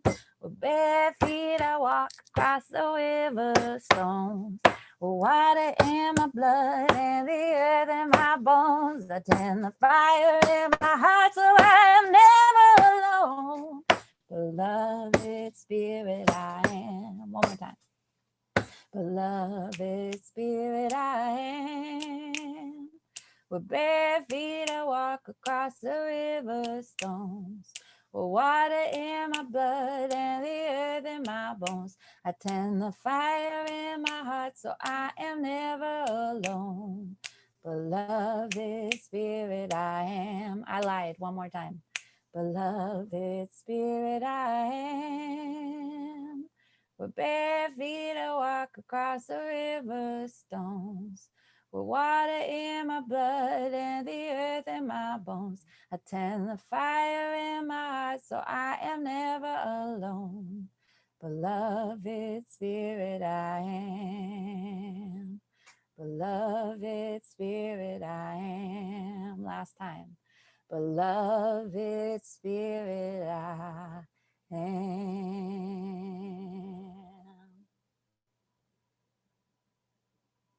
Yeah. Was it choppy for you or it was clean? Okay, great. Can you feel maybe just how it feeds you just a little bit? Just give you a little moment of relief, just a little rooting in what we have around us, what we have with us, what our ancestors gave us as gifts and to learn from. What the more than human world is just doing around us. You know, what our community has to offer us in all the wild worlds of community. Okay, we're gonna do a practice from the work that reconnects that's simply called open sentences. And it's done in pairs. And we're still in gratitude. And so we're gonna put you in pairs in the breakout room. And the person with the longer hair is partner A. And the person with the shorter hair is partner B. And this is very simple. I'm gonna give you one prompt. And the critical part of this is that, so partner A can go first. And the prompt might be, you know, what I love about walking down the street is. That's really random. I do love walking down the street, but partner A, you get to answer that part. Now, partner B, you just listen. No words. You can stuff, but no words. If there's silence, it's all good. And then I'll send you a message over Zoom. I know y'all know how to use Zoom now. I'll send you a message over Zoom to switch after about 2.5 minutes.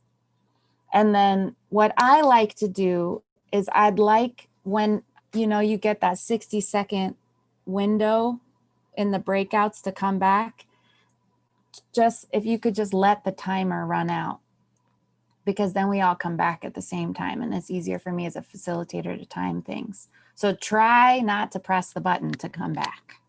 And if you do, it's okay, we'll figure it out. But I'm gonna ask you to try and just let that 60-second timer go out. The prompt is,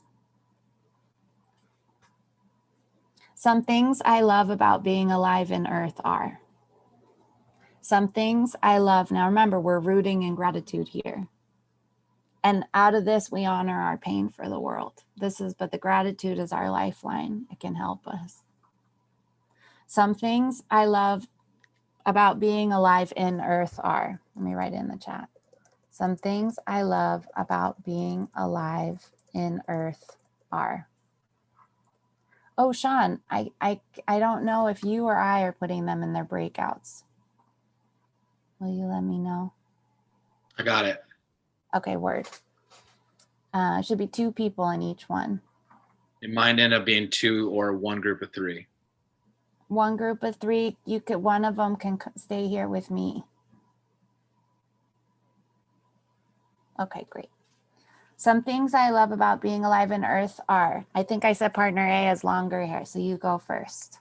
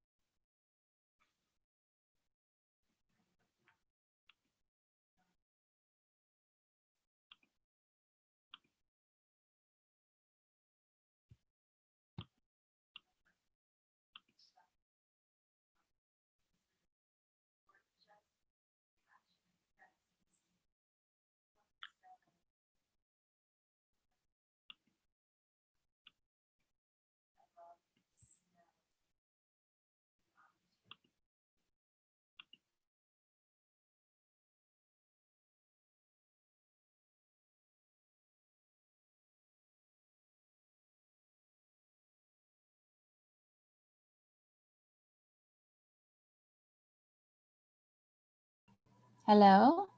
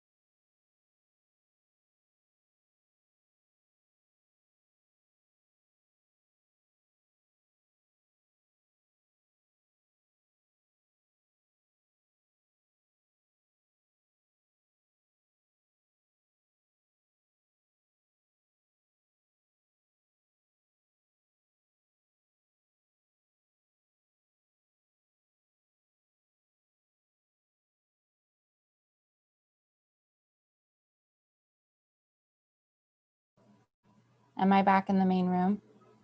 Okay, I didn't time it. Yeah, I think I'm just. You don't need to put me in a breakout room. I was gonna that stay here. so they put me in one too. Okay, that's okay.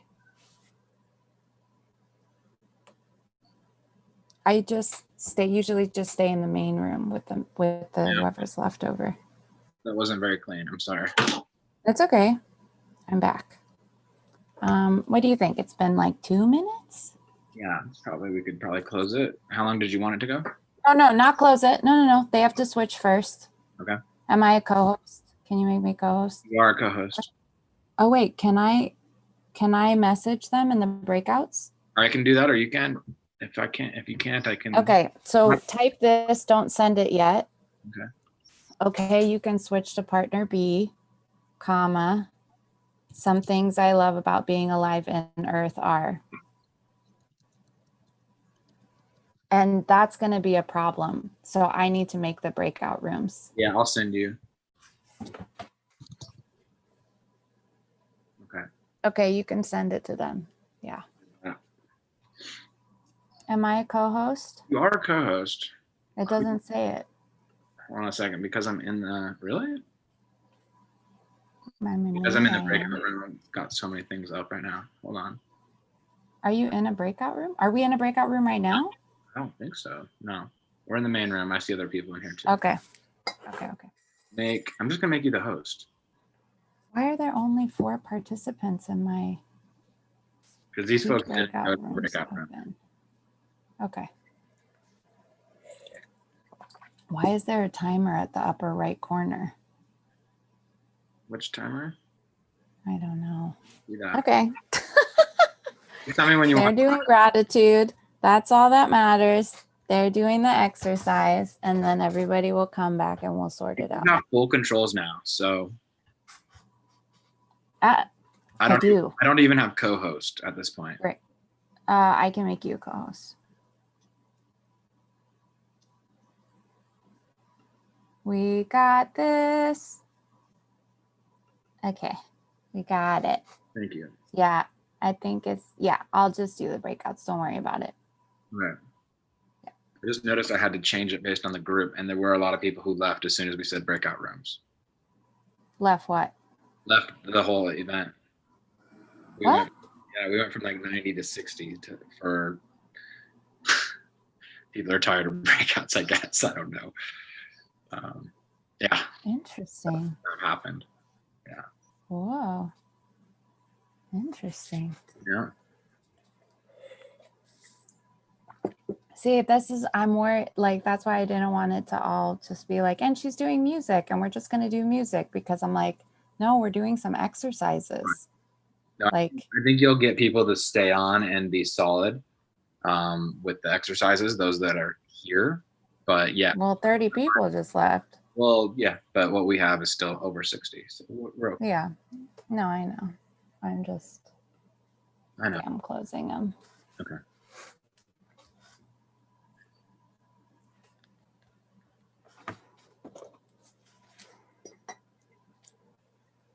I thought as co-host you would have the ability to do the breakout rooms. Did it not let you do that? I didn't even try because I knew you were, but I ended up going to one. Yeah.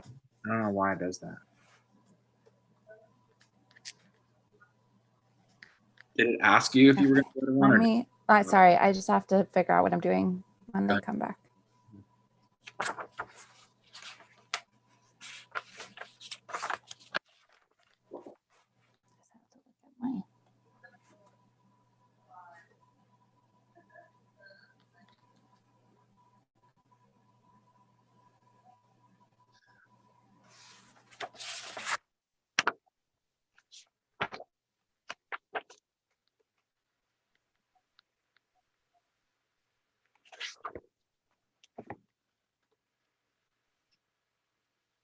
Hi, everybody. Welcome back.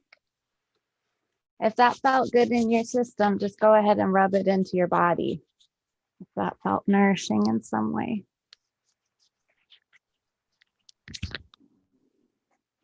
So you can maybe feel how there's a rooting quality in gratitude, or a capacity building quality in some gratitude practice. And the spiral of the work that reconnects starts, it kind of has 4 main sections that we travel through, as it developed over the years, as Joanna asked herself, how do we sit with what's happening in the world? And so we start with gratitude, as many wisdom traditions have done for a very, very long time. So it's maybe not a big surprise. And it was right there, all along. And then rooting in gratitude, there can be a traveling into honoring our pain for the world. So simply being allowed to speak truth, to not have to hide with empathy what we see as needing care and attention in our world. I started reading, I think it's Mary Watkins. I've just thought of it. It's Liberation Psychology, and I forget the name of the book. but she had said something that was so profound in the opening pages about unwitnessed trauma and like a public epidemic of unwitnessed trauma. And something just clicked so hard for me when I read that. So in the work that reconnects, I think we can practice how to simply stay in the room, how to learn how to navigate and metabolize our own empathic pain so we can just hear, listen to each other and listen to ourselves. Listen to ourselves. Allow ourselves to acknowledge what we see that needs attention in our world in order for life to collaborate with herself to keep going. And I think because Joanna was a systems theorist and involved in deep ecology, she saw, you know, a living system, the way that it stays healthy is by open pathways of communication and information exchange. And she kind of had this epiphany that we had cut off all these roads of information exchange when we say, don't speak the pain, stay productive. Trust the people in power, they know what to do. Don't be a Debbie Downer. You know, all these ways that we silence people. Be great. Oh, it's interesting. Be grateful. Even being grateful can be weaponized, right? Anything can be weaponized. We know that.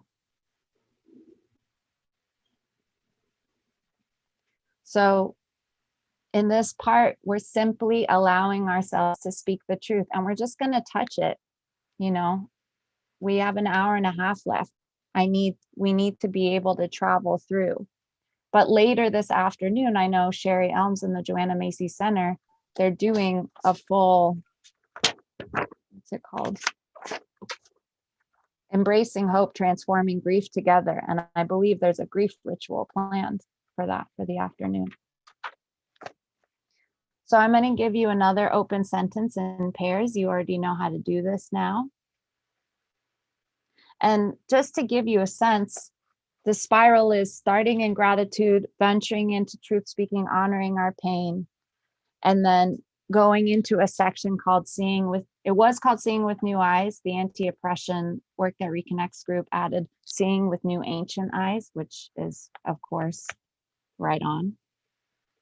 Seeing what is it that we can see anew in ourselves or in the world by simply speaking truth? How is it that we're absolutely interconnected with all of life? And then going forth, which I think going forth is something that we're really touching on today with the intention strengthening. I'm sure you've had post-retreat depressive disorder, where you get in the retreat or you get in the workshop and you're like, I got the thing, I got the tools, I got the and then you like go back to work or you go back to wherever, and there can be a collapsing that happens. So going forth is an attempt to support that. Okay, enough of me talking, you talk now. So very simple open sentence. Partner B, you can go first this time. I'll send you a message when you switch. Some things that are disturbing my rest are. Some things that disturb my rest these days. Let's do that. Some things that disturb my rest these days are. Let me write it in the chat. Oh, there you go. Thanks, John. Some things that disturb my rest these days are. Partner B, you can go first.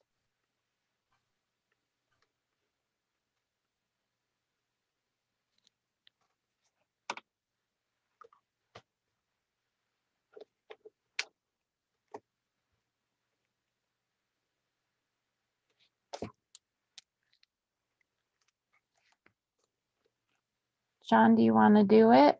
If you want to do it, you can. Because now I have some. Oh, you're muted. Yeah, no, I'm good. Yeah, sorry. I'm having this like, you saw the glitch earlier, so I feel bad about this glitching stuff that's happening here. Which glitch? Just with the tech, the Oh. earlier today, and then just the breakout room, and I just want to It's keep all you. good. Yeah. Things that are disturbing my rest these days are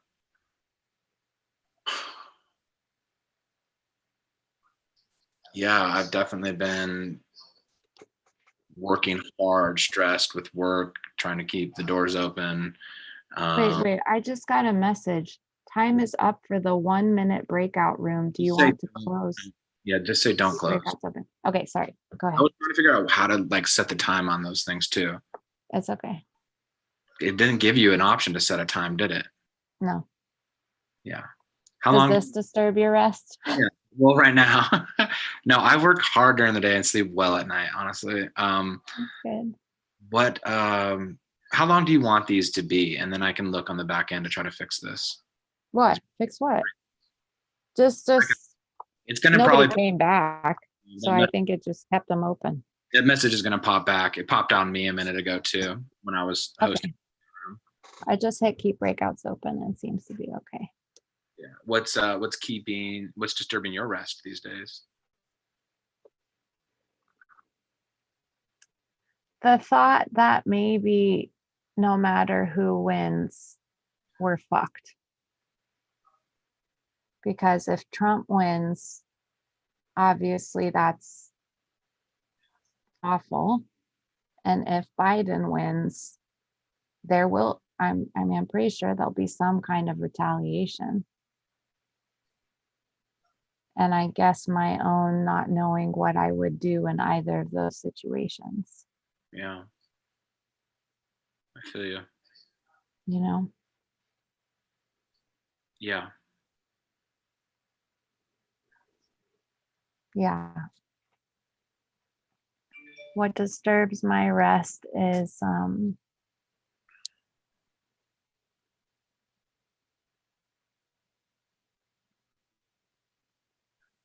I have a really good friend who I was supposed to move in with, and she just called me yesterday and told me she didn't want to live together anymore. And it was very sudden, and I've never really experienced anything like that. I think her trauma is like super up or something. So I have to find a new roommate, but that just happened last night. What disturbs my rest is all the people voting for Trump. Yeah, there's a lot of Okay, let me confusion. tell them they can switch.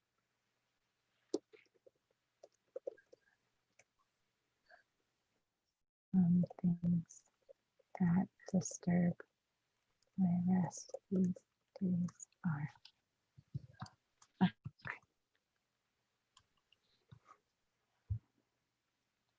What about you, Sean?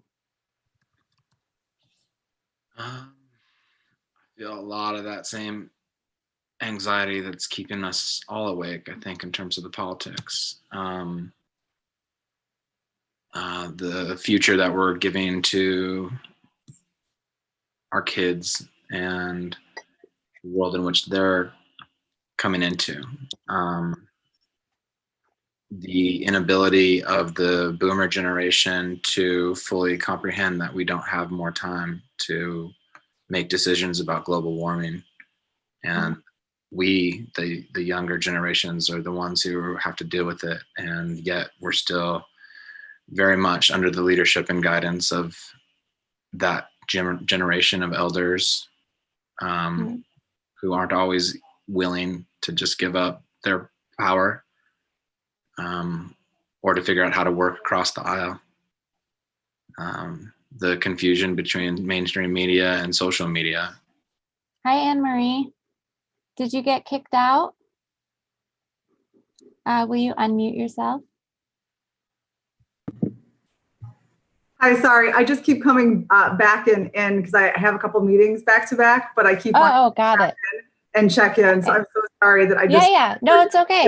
They're in breakouts for like 2 more minutes. I will be quiet and listen. But if you want to write about the prompt or anything, you're welcome to. It's just some things that disturb my rest these days are. Where do you start? I mean, you could let's do it with me. We'll just have like 2 minutes. And I just listen and you are able to, some things that disturb my rest these days are. Some things that disturb my rest right now are particularly younger people who are saying they're not going to vote because they're disenfranchised with the current options.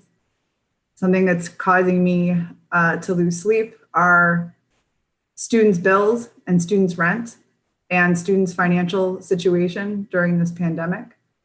The many, many people who are very concerned that they're going to lose health insurance as a result of whatever occurs this fall. I am based here in New York City. I'm new to the Naropa team, and every night there's a protest here for Black Lives Matter.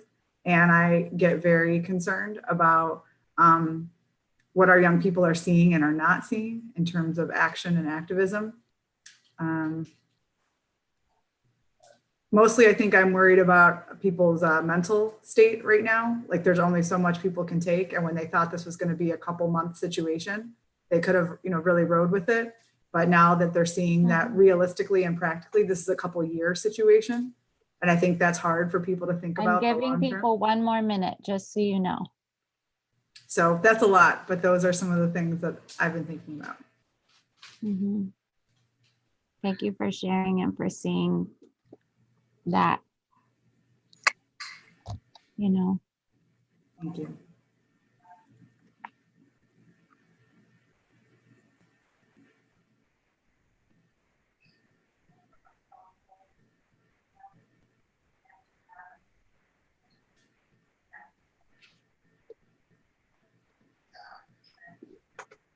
I think we should sing a song when everyone comes back. They could probably use it. I could always use it. Right. Come back to it every time. Hi, Michael. Did you just pop in?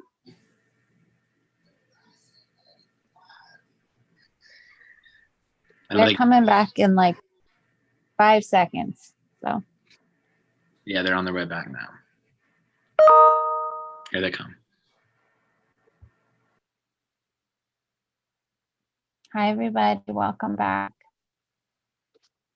I want to thank you for sharing what you are seeing, what maybe feels shaky to say, what feels important to say, and your attempt at integrity and being in solidarity and learning how to metabolize the what it is to be alive right now.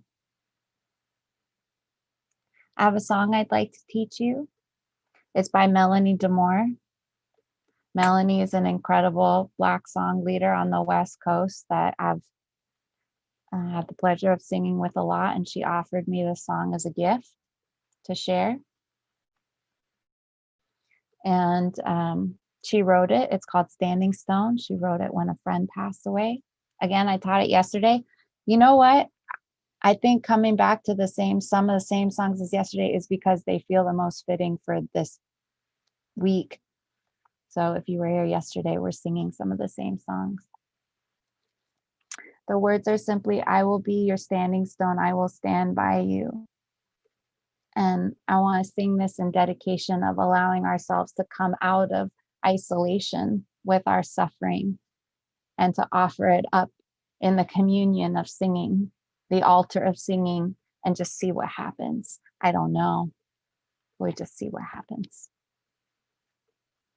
So the whole song goes like this, and then you can just repeat and until you feel like you catch it. And again, you can just listen if that feels right, whatever feels good to you. I will be your standing stone. I will stand by you. That's it. I will be your standing stone. I will stand by you. I will be your standing stone. I will stand by you. I will be your standing stone. I will by you. Couple more times, and I'm going to sing harmonies, but you just stay on there. I will be your standing stone. I will stand by you. I will be your standing stone. I will stand by you. I will be your standing stone. I will stand by you. Last time. I will be your standing stone. I will stand by you.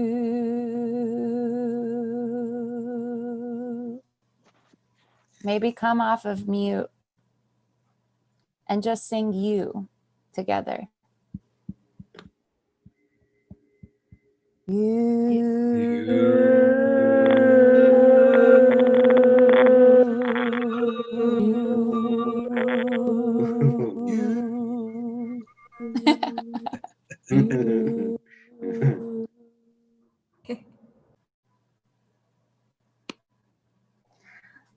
Before we take a break, so I feel like what we've been doing this first, hi kitty.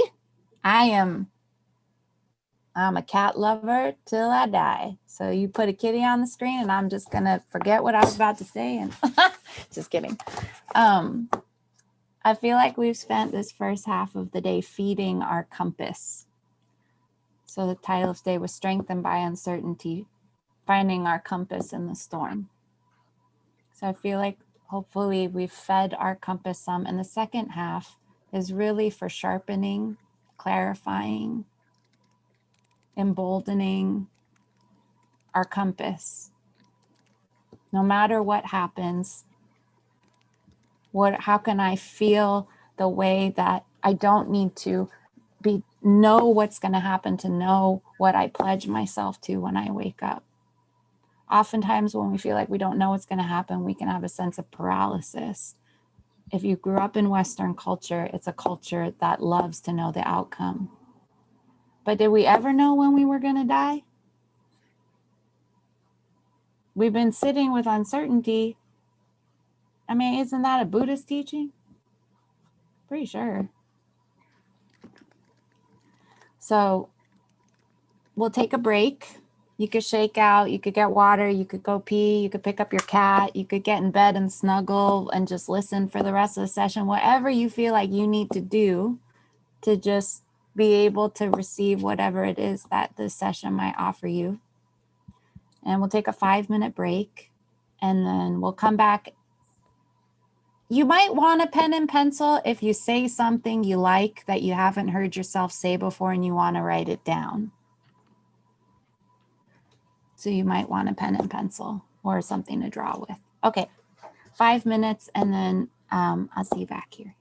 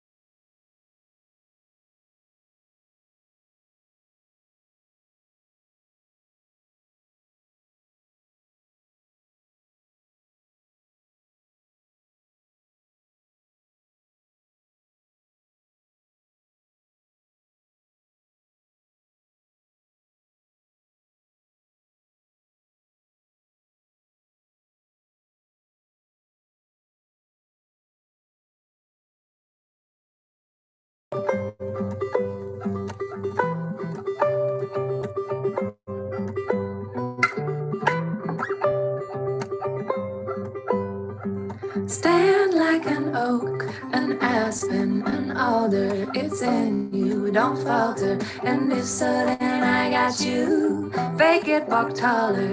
Anything that makes you feel smaller. Leave the body angels of the water. Push 'em up, push 'em up. Put away your cares. Fold them, fold them. Fold up your feet. Push 'em up, push 'em up. Put away your cares. Fold them, fold them. Fold up your feet. You said come to this river. Give me your arms. Lean back. There's nothing to be alarmed of. He said the more I know, the more I did. And the more I return to myself around every bend. Push 'em up, push 'em up. Put away your cares. Fold them, fold them. Fold up your feet. Push 'em up, push 'em up. Put away your cares. Fold them, fold them. Fold up your feet. Fears, fears. Leave 'em by the angels of the water. Leave 'em by the angels of the waters. Leave 'em by the angels of the waters. Leave 'em by the angels of the waters. Leave 'em by the angels of the waters. Leave 'em by the angels of the waters. Leave 'em by the angels of the waters.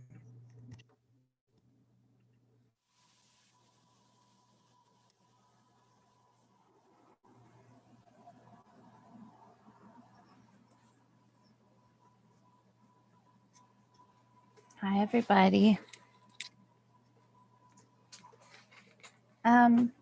I had a little intuition come in during the break, and I'd like to check with you if it's accurate.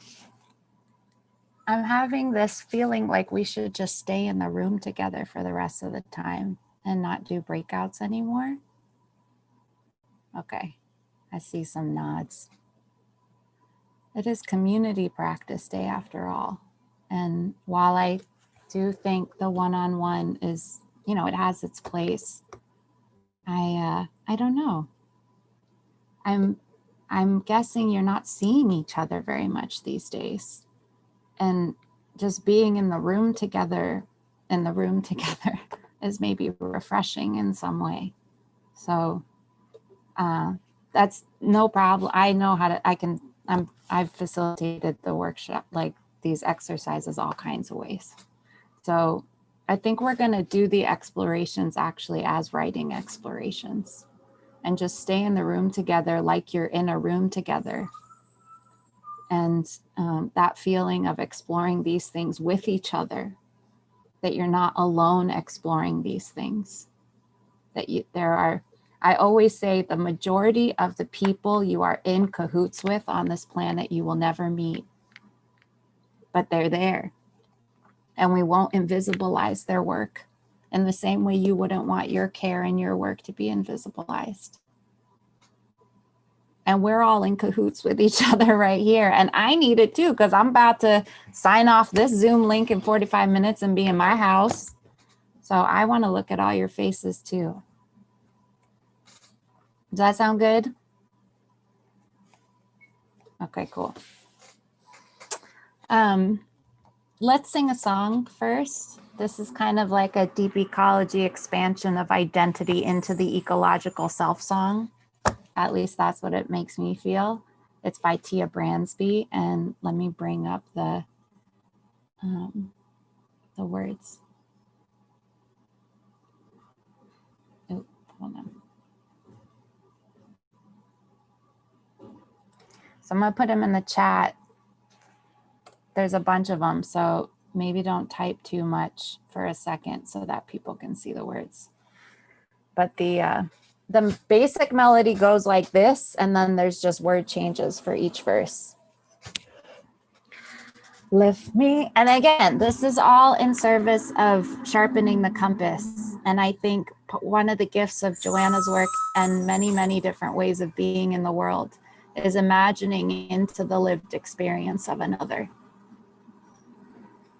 In whatever way we can. I mean, from our own human imagination, but might be a worthwhile expedition.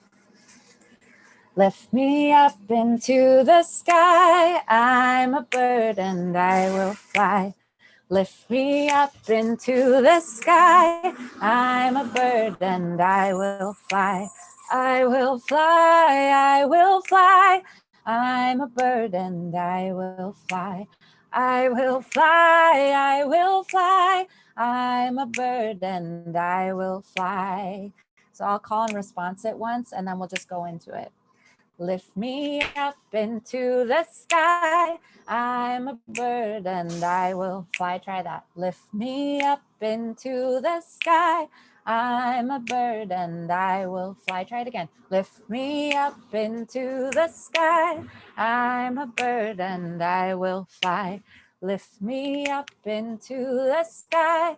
I'm a bird and I will fly. Next part. I will fly, I will fly. I'm a bird and I will fly.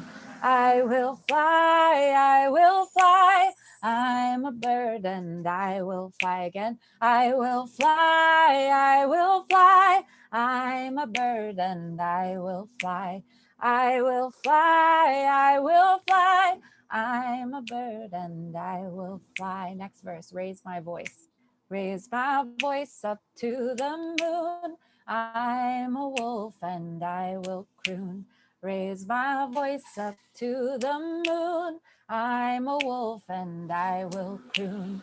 I will croon, I will croon. I'm a wolf and I will croon.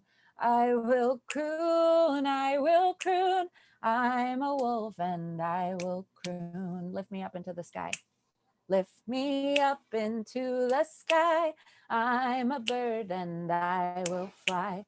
Lift me up into the sky. I'm a bird and I will fly. I will fly, I will fly. I'm a bird and I will fly. I will fly, I will fly. I'm a bird and I will fly. Gather all the seeds you sow. Gather all the seeds you sow. I'm a tree and I will grow. Gather all the seeds you sow. I'm a tree and I will grow. I will grow, I will grow. I'm a tree and I will grow. I will grow, I will grow. I'm a tree and I will grow. Gather all the wind and rain. Gather all the wind and rain. Back to earth I fall again. Gather all the wind and rain. Back to earth I fall again. I am wind, I am rain. Back to earth I fall again. I am wind, I am rain. Back to earth I fall again. Lift me up. Lift me up into the sky. I'm a bird and I will fly. Lift me up into the sky. I'm a bird and I will fly. I will fly, I will fly. I'm a bird and I will fly. Watch me. I will fly, I will fly. I am a bird and I will fly. You can come off mute if you like it so I can hear you. Oh, good. Hell yeah. Oh, good. I'm moving because my silly screen is freezing. I'm going to facilitate from my bed because that's what we do these days. Okay, we're going to do, anybody want to share any, I want to hear your voices before we, anybody want to share anything at all? You can raise your hand visually, I can see you, or you can raise your hand in the chat. And I really just want to hear the voices of who's here. Okay, Caroline. I just wanted to say that it was really great hearing the people howl in the, after song Sonic. Yeah. Vortex. Yeah. Yeah. I'm scrolling through, so it may take me a second to see you.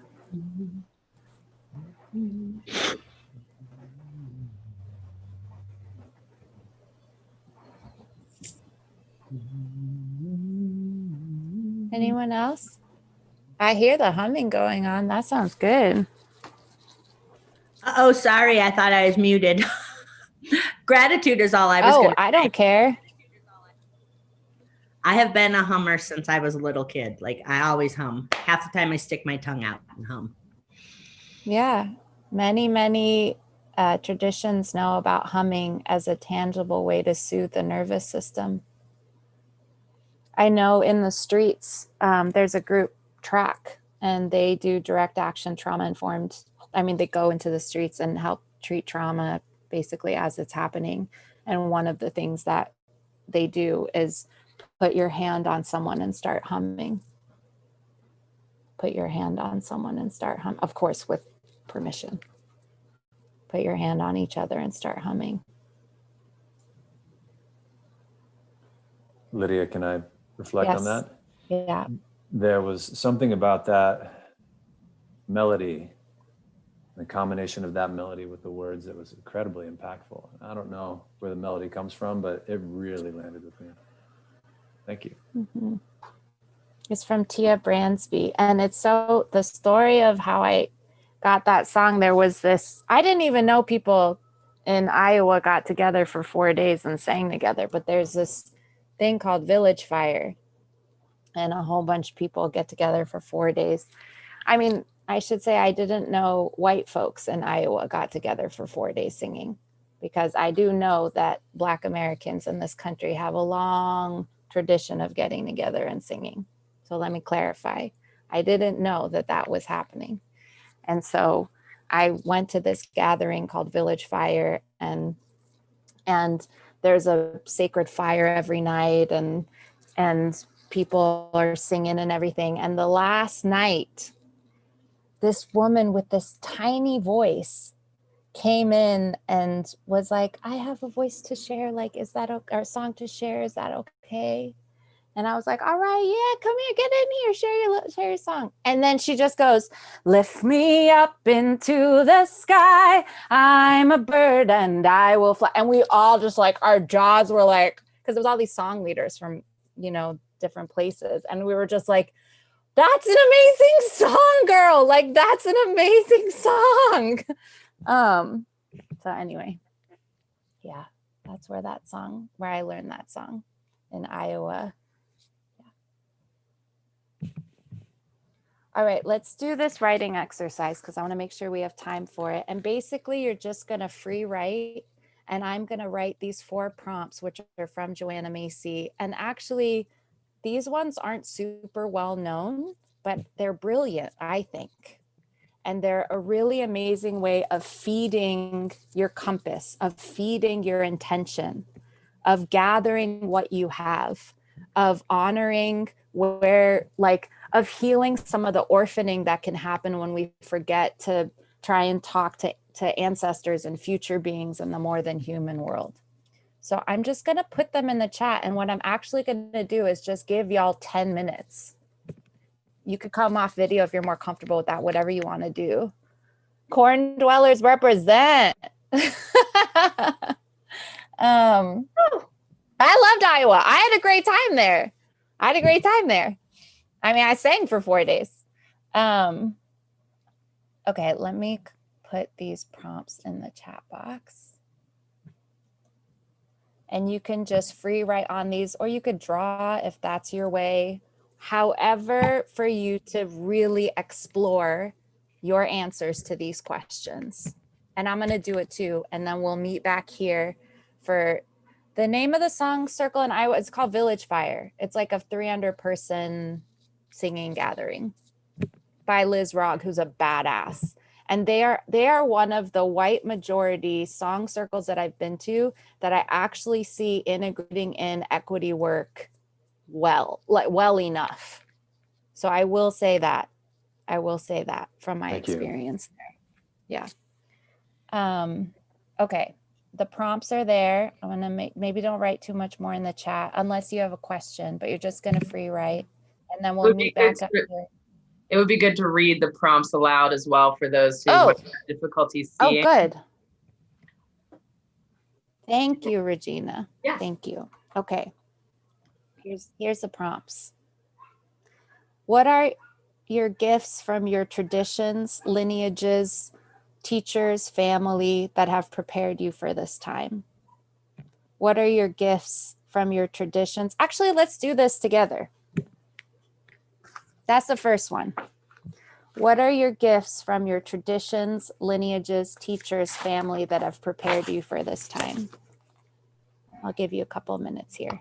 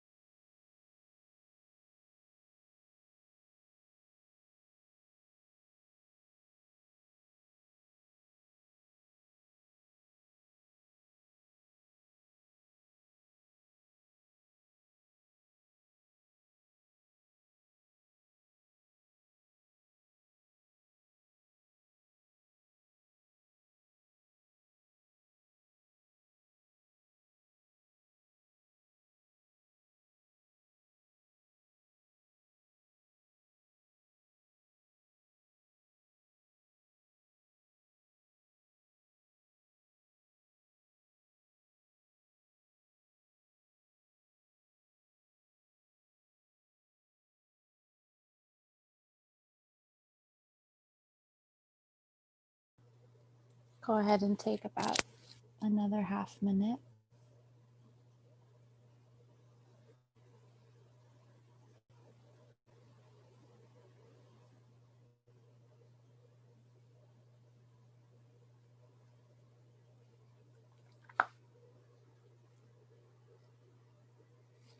And as we bring this one to a close, go ahead and if you feel like writing a little bit of your answer in the chat box, we can do that and just kind of silently, but hear a little bit of what each other is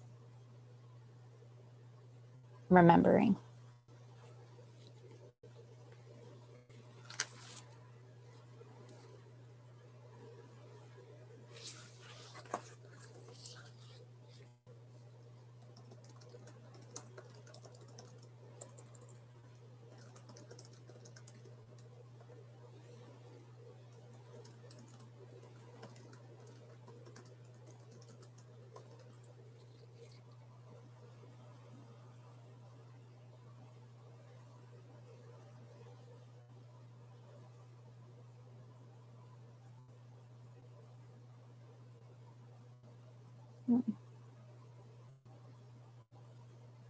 Mm.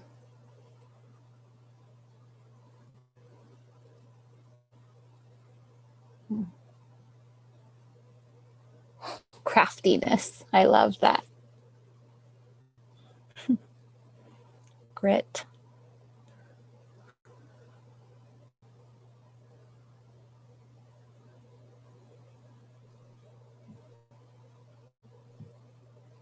Beautiful. Okay.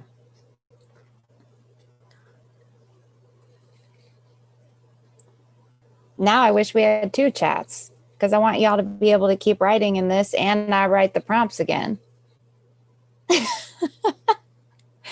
We'll figure it out, eh?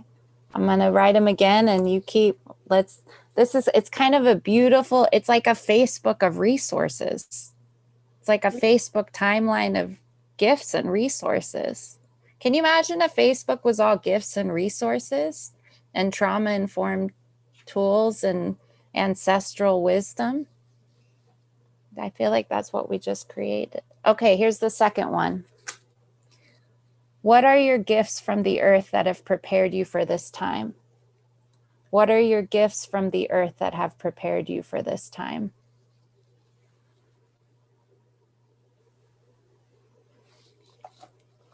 Or what are the gifts from the earth, your gifts from the earth that have prepared you for this time?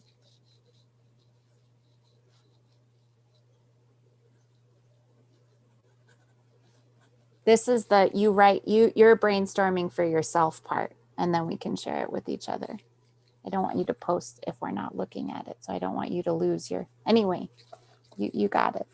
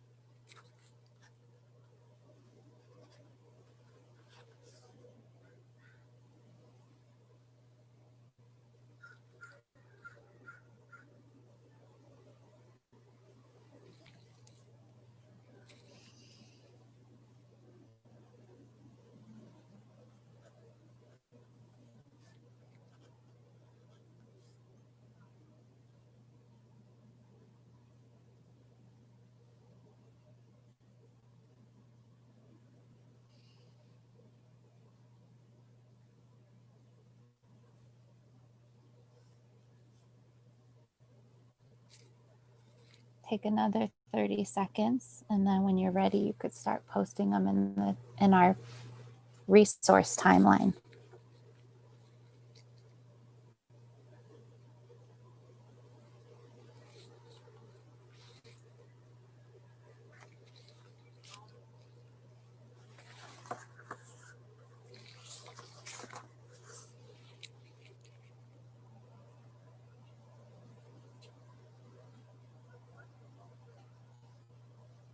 I'll read a few of them out loud. Ocean and mountain love rivers.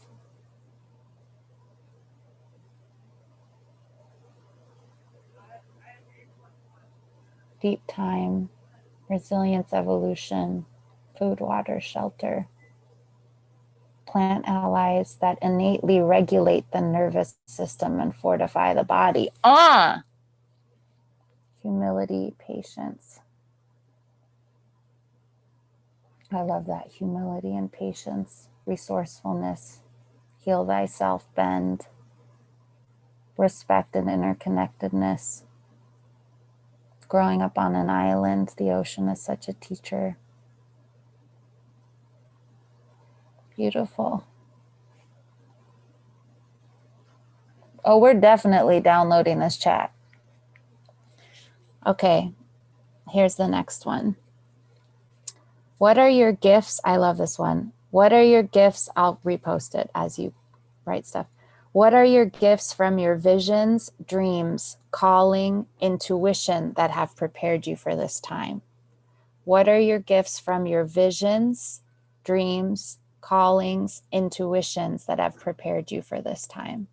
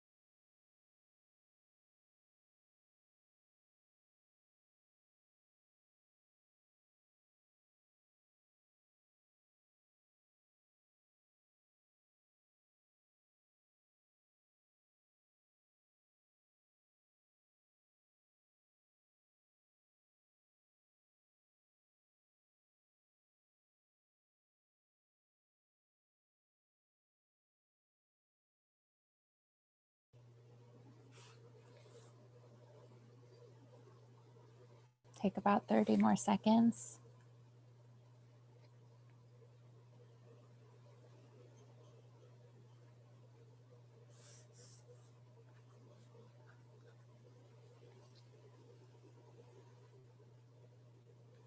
And when you're ready, you can post in the chat.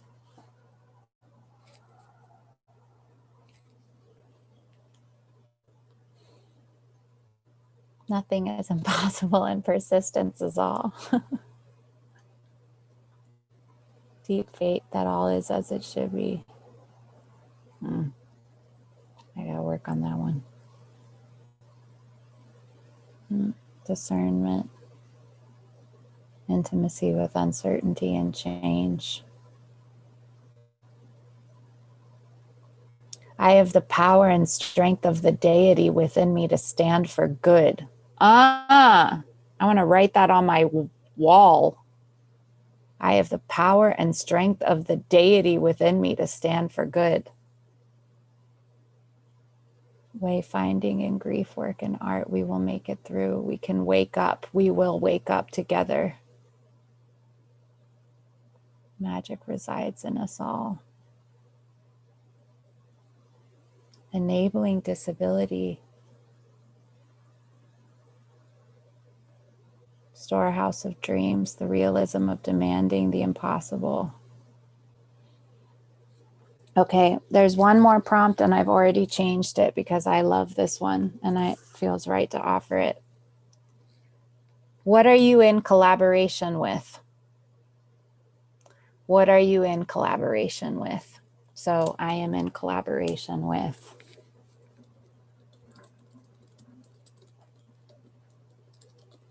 What are you in collaboration with?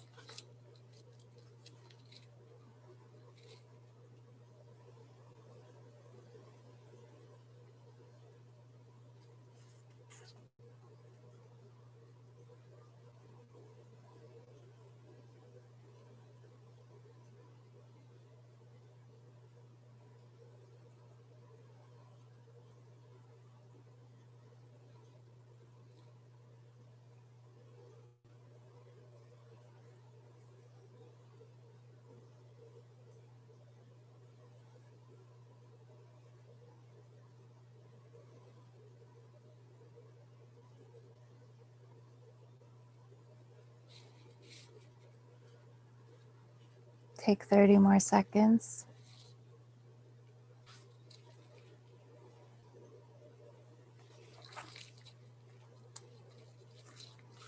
And when you're ready, you can write your answers in the chat. What is the ecosystem of collaboration we are creating every day?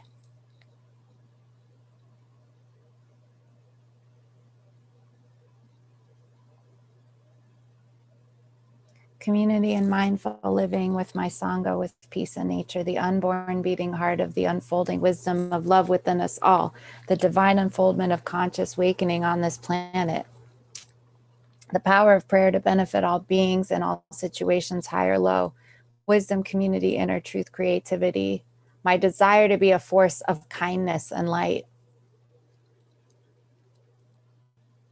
healing, integrity, all the stories that are yet to be told, spirit, light, love, tribe, music, connection, everything. Housemates, faculty, childhood dreams, unrealized collective thought, nature around us, ancestors, spontaneous theater. I know, I feel like I'm in collaboration with Mischief often.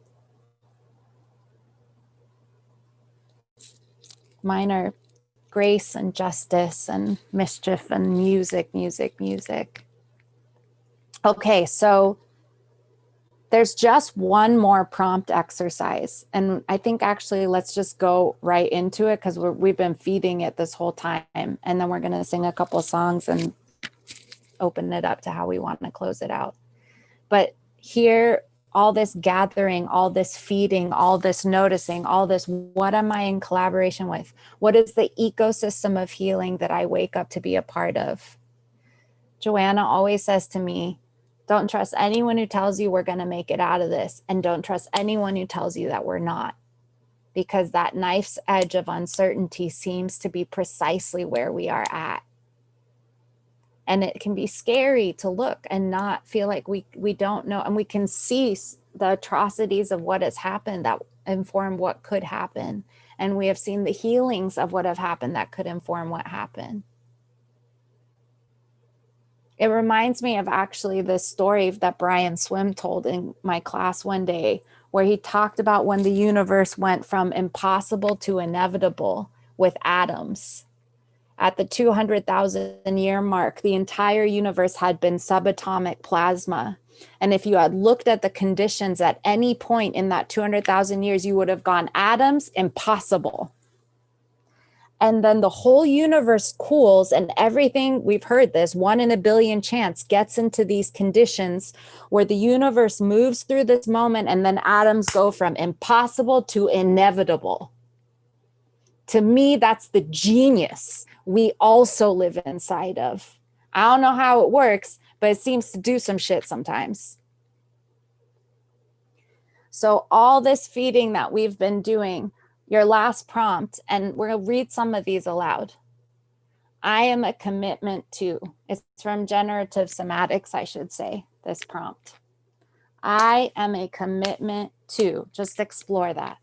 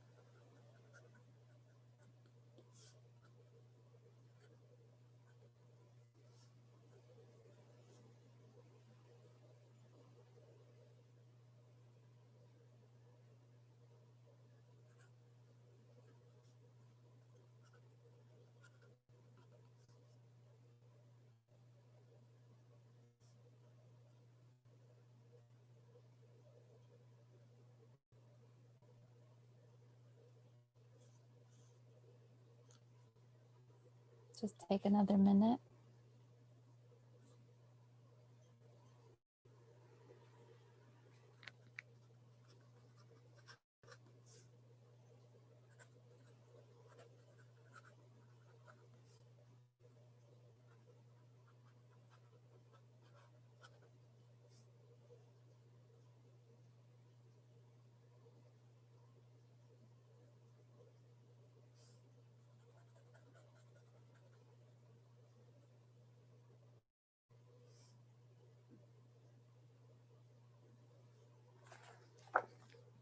Go ahead and start rounding the corner. And please feel free to continue this whenever it's useful. I would love to hear a few, to hear what's in this ecosystem of Naropa, of what you wake up trying to pledge yourself to, you know. And so you could raise your hand if you want to share. I'll call on you. Obviously, we can't hear from a few people. And if you want to say, I am a commitment to, and I think that's different than like, I have commitments, right? You are yourself no matter where you are, no matter where I am a commitment to. That's my intention. That's where I try and rest. So you can raise your hand or Zoom raise your hand and I'll try and see you and call on you. Alexandria. I said, I am a commitment to letting go. I am a commitment to love, betterment, surrender. Yeah, you could do that. Do whatever you want to show. I'm sure you have your culture of how you acknowledge. I'm not sure what it is. Thank you, Alexandria. Stefan?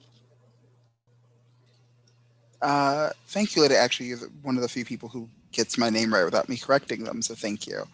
Some of the things that I wrote that I'm a commitment to are miracles, myself, the world, creativity, and the spark and passion. I'm a commitment to miracles. I love that. I don't think I ever heard anyone say that. And I am so grateful that you are a commitment to that. Thank you.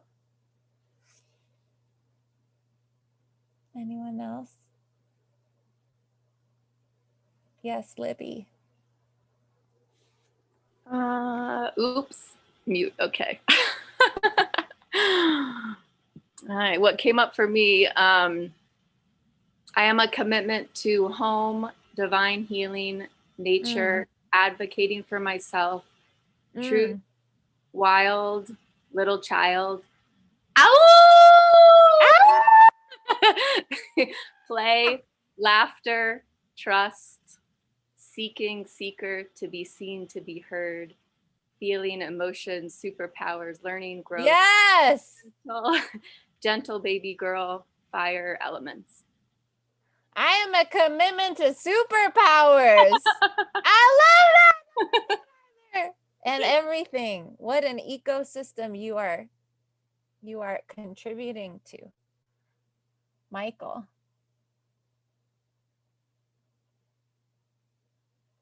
Michael? Yes. Yeah. I'm a commitment to the mystery. I'm a commitment to joy, a commitment to flow. It's a few of the things I had. Beautiful. And life.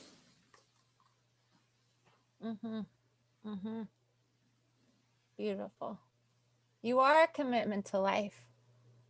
Every day you go out into that garden or you think about how to collaborate with Gaia to make way so that she can live more. That's incredible. You create spaces where Gaia can come to life even more. I can't wait to do that with you at Naropa. I want to come and put my hands in the dirt there. It would be an honor. I need it. Anyone else?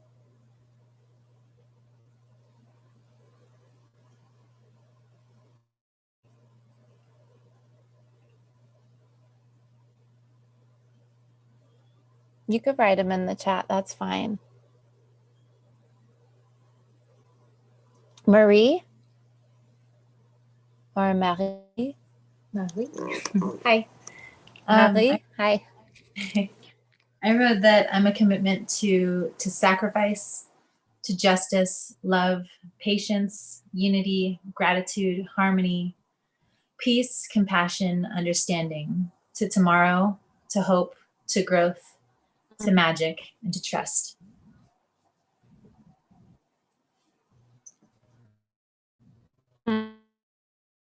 Beautiful.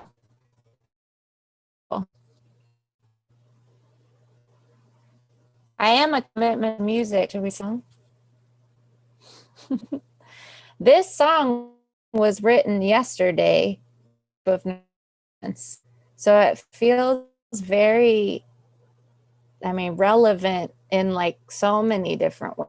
The end of the song came forth, and I even posted it online, and then I think people are feeling the relevancy of it right now. So it goes like this. We don't know what's coming, but we never have. We don't know what's coming, but we never have. And with you standing next to me, oh, I feel that I can breathe. So I'll rise up with you in a song. It's kind of like, maybe it's a little bit of a theme song right now. And it was born with y'all, which is gorgeous. Okay, line by line. We don't know what's coming. We don't know what's coming, but we never have. But we never have. Don't know what's coming. We don't know what's coming, but we never have. But we never have. But with you standing next to me, but with you standing next to me, oh, hold on. Oh, what was it? Oh, I can breathe. Standing next to me, oh, I find that I can breathe. Okay, oh, I feel like I can breathe. Oh, I feel like I can breathe. And I rise up with you in a song. And I'll rise up with you in a song. Let's just try it. We don't know what's coming. We don't know what's coming, but we never have. But we never have. We don't know. We don't know what's coming, but we never have. Standing next to me, with you standing next to me, oh, I feel like I can breathe, and I rise up with you in a song. We don't know what's coming. We don't know what's coming, but we never have. We don't know what's coming, but we never have. But with you standing next to me, oh, I find that I can breathe, and I'll rise up with you in a song. One more time. We don't know what's coming, but we know coming,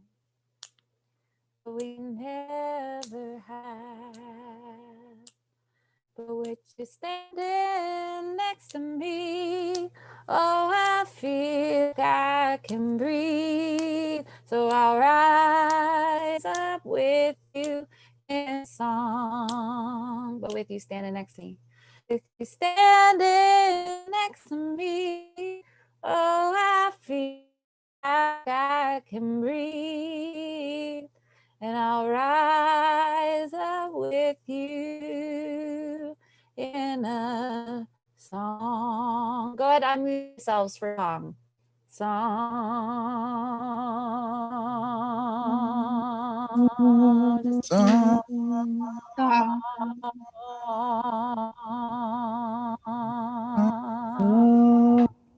Yeah. Song. Yeah. Beautiful. Thank you for meeting with me in this wild time, trying to figure out what healing and compass and singing and all of that has for us right now. I'm going to give a couple logistics and then I'd like to close with simply hearing your voices. And do the logistics first, which I've made really easy. I'm just putting all the links and info and everything in one thing that you can copy and paste. Where to find Music is Medicine, where to find me on Instagram, where to find our, because in a robot, I want you that Joanna is really important to me, as she is to people. And I'm curating, she's written her lot of work, and I'm very aware that after she passes, many people will meet her through her writing, and I wanted her to have a chance to reflect on her writing with us while she's still here. So I curated this course called In Her Words. We'll go through her favorite writings with her for 6 sessions. It's called In Her Words. Self-assessed access to fund ticket prices, unlimited scholarship, like just if you need to be there, you just be there. You give what you can. Because online school, no one turned away scholarship fund. We don't turn anyone away. But we also pay teachers and facilitators a fair, livable wage. That's a commitment I feel very strongly on. So anyway, all the info I just posted in the chat, and you can copy and paste it and go to the links and go to the websites and go to all the things, just in case you're interested. I would love to just close with hearing from you, popcorn style, how you're feeling, anything really, anything that feels relevant to say, how you're feeling, what you're walking away with, but maybe short enough that few people can share some way that it feels good to close our time with each other, with me. And then, oh yeah, tomorrow I'm playing a badass concert, y'all. I, for the first time, am playing with my whole band since quarantine started for y'all. That's the concert tomorrow. Jules and Delicato, Kelly Natoto, they're badasses. We're all getting together and we're going to play this concert for y'all tomorrow. So tomorrow is 100% all music. 100% all music. Okay, now, yeah, kill it. Yeah. Okay. Now it's that we want to close with. I might just let y'all come off, unmute, popcorn style, being sensitive to each other and speak.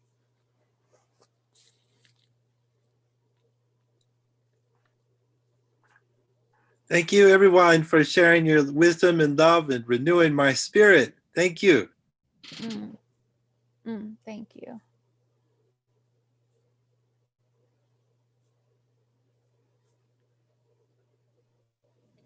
I'll say, Lydia, you are such a warrior, and it takes so much energy right now to lead groups of people through the times that we're in, to bring your gifts and your energy and communicate all of that over this platform. It takes a ton, and I just feel so grateful that you do what you do to be able to bring it to us. And I hope that everyone on the call takes what they can from this, and then you go out and you pass it on to other people in your communities so that we can all get through this time. So my prayer is that, you know, you have inspired us to inspire others. And take what was useful and just leave the rest, you know, but just take what was useful, take it with you. Nothing's copyrighted. Fuck that shit. Just take it and run.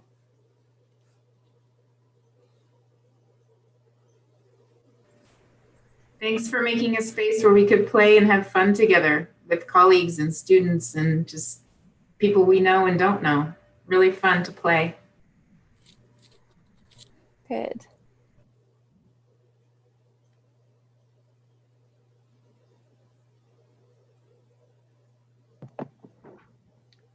Yeah, thanks for a dynamic morning.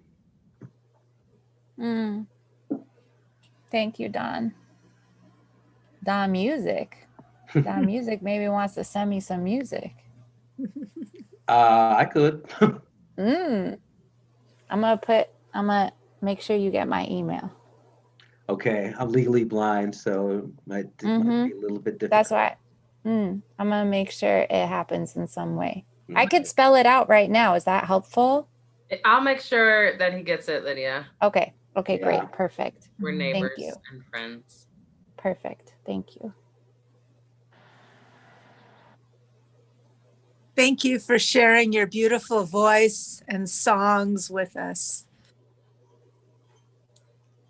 Thank you, Marina. I'm feeling incredibly refueled in my own purpose and in my commitments, and I really, really appreciate this. So much gratitude. Thank you. Oh, good. Hallelujah. I never know what's going to happen. I just show up and say some things and hope that it helps. So.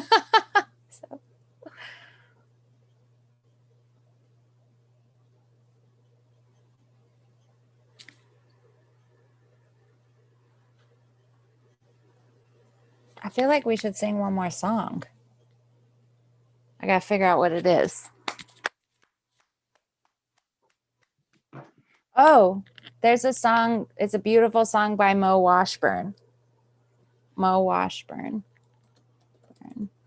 And I don't know what she calls it. I need to ask her actually, but it's good. It's just call and response. And actually Joanna loves the song right now, so it makes sense to close with it. It's just the whole thing is call and response. So I don't have to teach you anything. I believe that I belong to the earth. I belong, may my life be a song, may my song feed the earth. See how it, yeah? I believe that I belong to the earth. I belong. May my life be a song, May my song feed the earth, I believe that I belong to the earth. I belong. May my life be a song. May my song feed the earth. Well, I believe that I belong to the earth. I belong. May my life be a song. Feed the earth. Last time. Feed the earth. I believe. Here, come off mute. Hear each other. I believe. I know it's gonna be wonky, but let's do it. I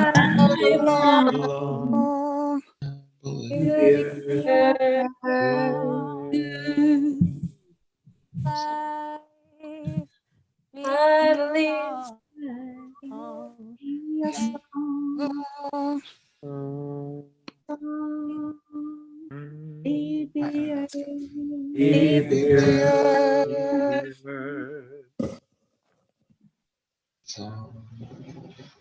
I belong. I belong. A lot of happening. A song. Fear. I believe, everybody. I believe. I believe. I believe. I believe. I believe. I believe.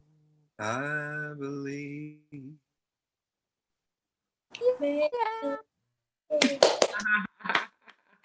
Y'all, I'm just gonna let your faces warm up. Sorry, be back in my bedroom, but it's good to see you. Thank you so much for having me, and I hope to see some of you again. And if you like the way I sing, tell folks that the concert tomorrow might be good. I think it's good. It's like Persian gospel folk inspired badassery. I think it's pretty great. And you can sing along too and all that. And it's just Hell yeah. awesome. And I want you to meet my bandmates, Jules and Yeah. Kelly. So anyway, if you can come. And I saw badass stuff happening this afternoon. I think I'm going to go to some of it. So now I've cursed maybe 4 times on the recording. And so it is what it is. Hi. That's me. Okay. Thanks, everybody. Feel free to come off mute and say thank you as you sign off so I can just have that last minute of your voice. Thank you, Lydia. Thank you. Thank you. Thank you, Lydia. Thank you. Out, Lydia. Cool. Thank you, Lydia. Thank you, Amazing. Melody. Bow us out, Lydia. Thank you. Thank you. Thank you. Thanks, Lydia. Violet. Thank Thank you, Lydia. Mm-hmm. Peace, You're Lydia. welcome. Thank you. Bye. Peace. Live long and That's prosper. good. That's what's up. Thank you. Don, what kind of music do you play? Well, these days I'm kind of just more like a session man, from Motown. Just some old ass dude who never got his props. But I was a rapper. But I was a rapper for 20 some odd years. Yeah, you were. I'll send you a link. Wow. She'll make sure you get my email. Mm. Good. Sherry, you about to do your thing, right? Yeah. Okay, good. When we were in honoring our pain, I gave people all the info as like if they want to do more grief work and Joanna's work, that's what you were doing this afternoon. Yeah, no, I was here. I heard you. So thank you for doing good. that, because it's a nice framing that I don't know. Some people may not have heard you today, so they're coming this afternoon. But I like it how you put it into Good. a context, so I can follow through with that. Yeah. Yeah, exactly. Great. Okay. Yeah. Great Okay. to see you. Okay. I'm gonna go on a walk, and then Good Sean, for you. I'll be in touch. Yeah. Yeah. It's so weird how we don't have the like putting all the chairs away moment. So I need to go. Have you sent the link? We're putting the chairs away right now. I mean, I'll close the room. I know exactly. Too much power to just Exactly. just like that. Sherry, I'll help We're you. the ones who stay behind. Yeah, I need to connect with the other folks now. If you could connect. Good job, with- Lydia. Yeah. Okay. Actually, I want to, and I want to go to a couple of things. Thank you. Yeah, was it okay? It seemed like it went well. It went great. The only thing at the end, it was a little choppy. I think your feed started glitching a little bit. Did you hear that? Oh yeah. Other folks, Sherry? Yeah. It was a little, but it worked. It was a little Oh. shaky. Yeah. To start getting a little It were. You still got it. Yeah. Yeah. You still got it Yeah. enough. It was nice. I just got this brand new internet, and it's supposed to be amazing. It's been perfect all along until that very last few Okay. minutes. But what was nice is that Okay. was like, let's unmute. And then she's got a beautiful singing Yeah, voice. yeah, good. Kind of carried it a little bit too, which was just kind of neat to see. Okay, great. It was perfect. Bye. Bye-bye. I felt a little shaky, I have to say, because I felt like I was packing a lot in, but oh, okay. I'll see you later. Bye.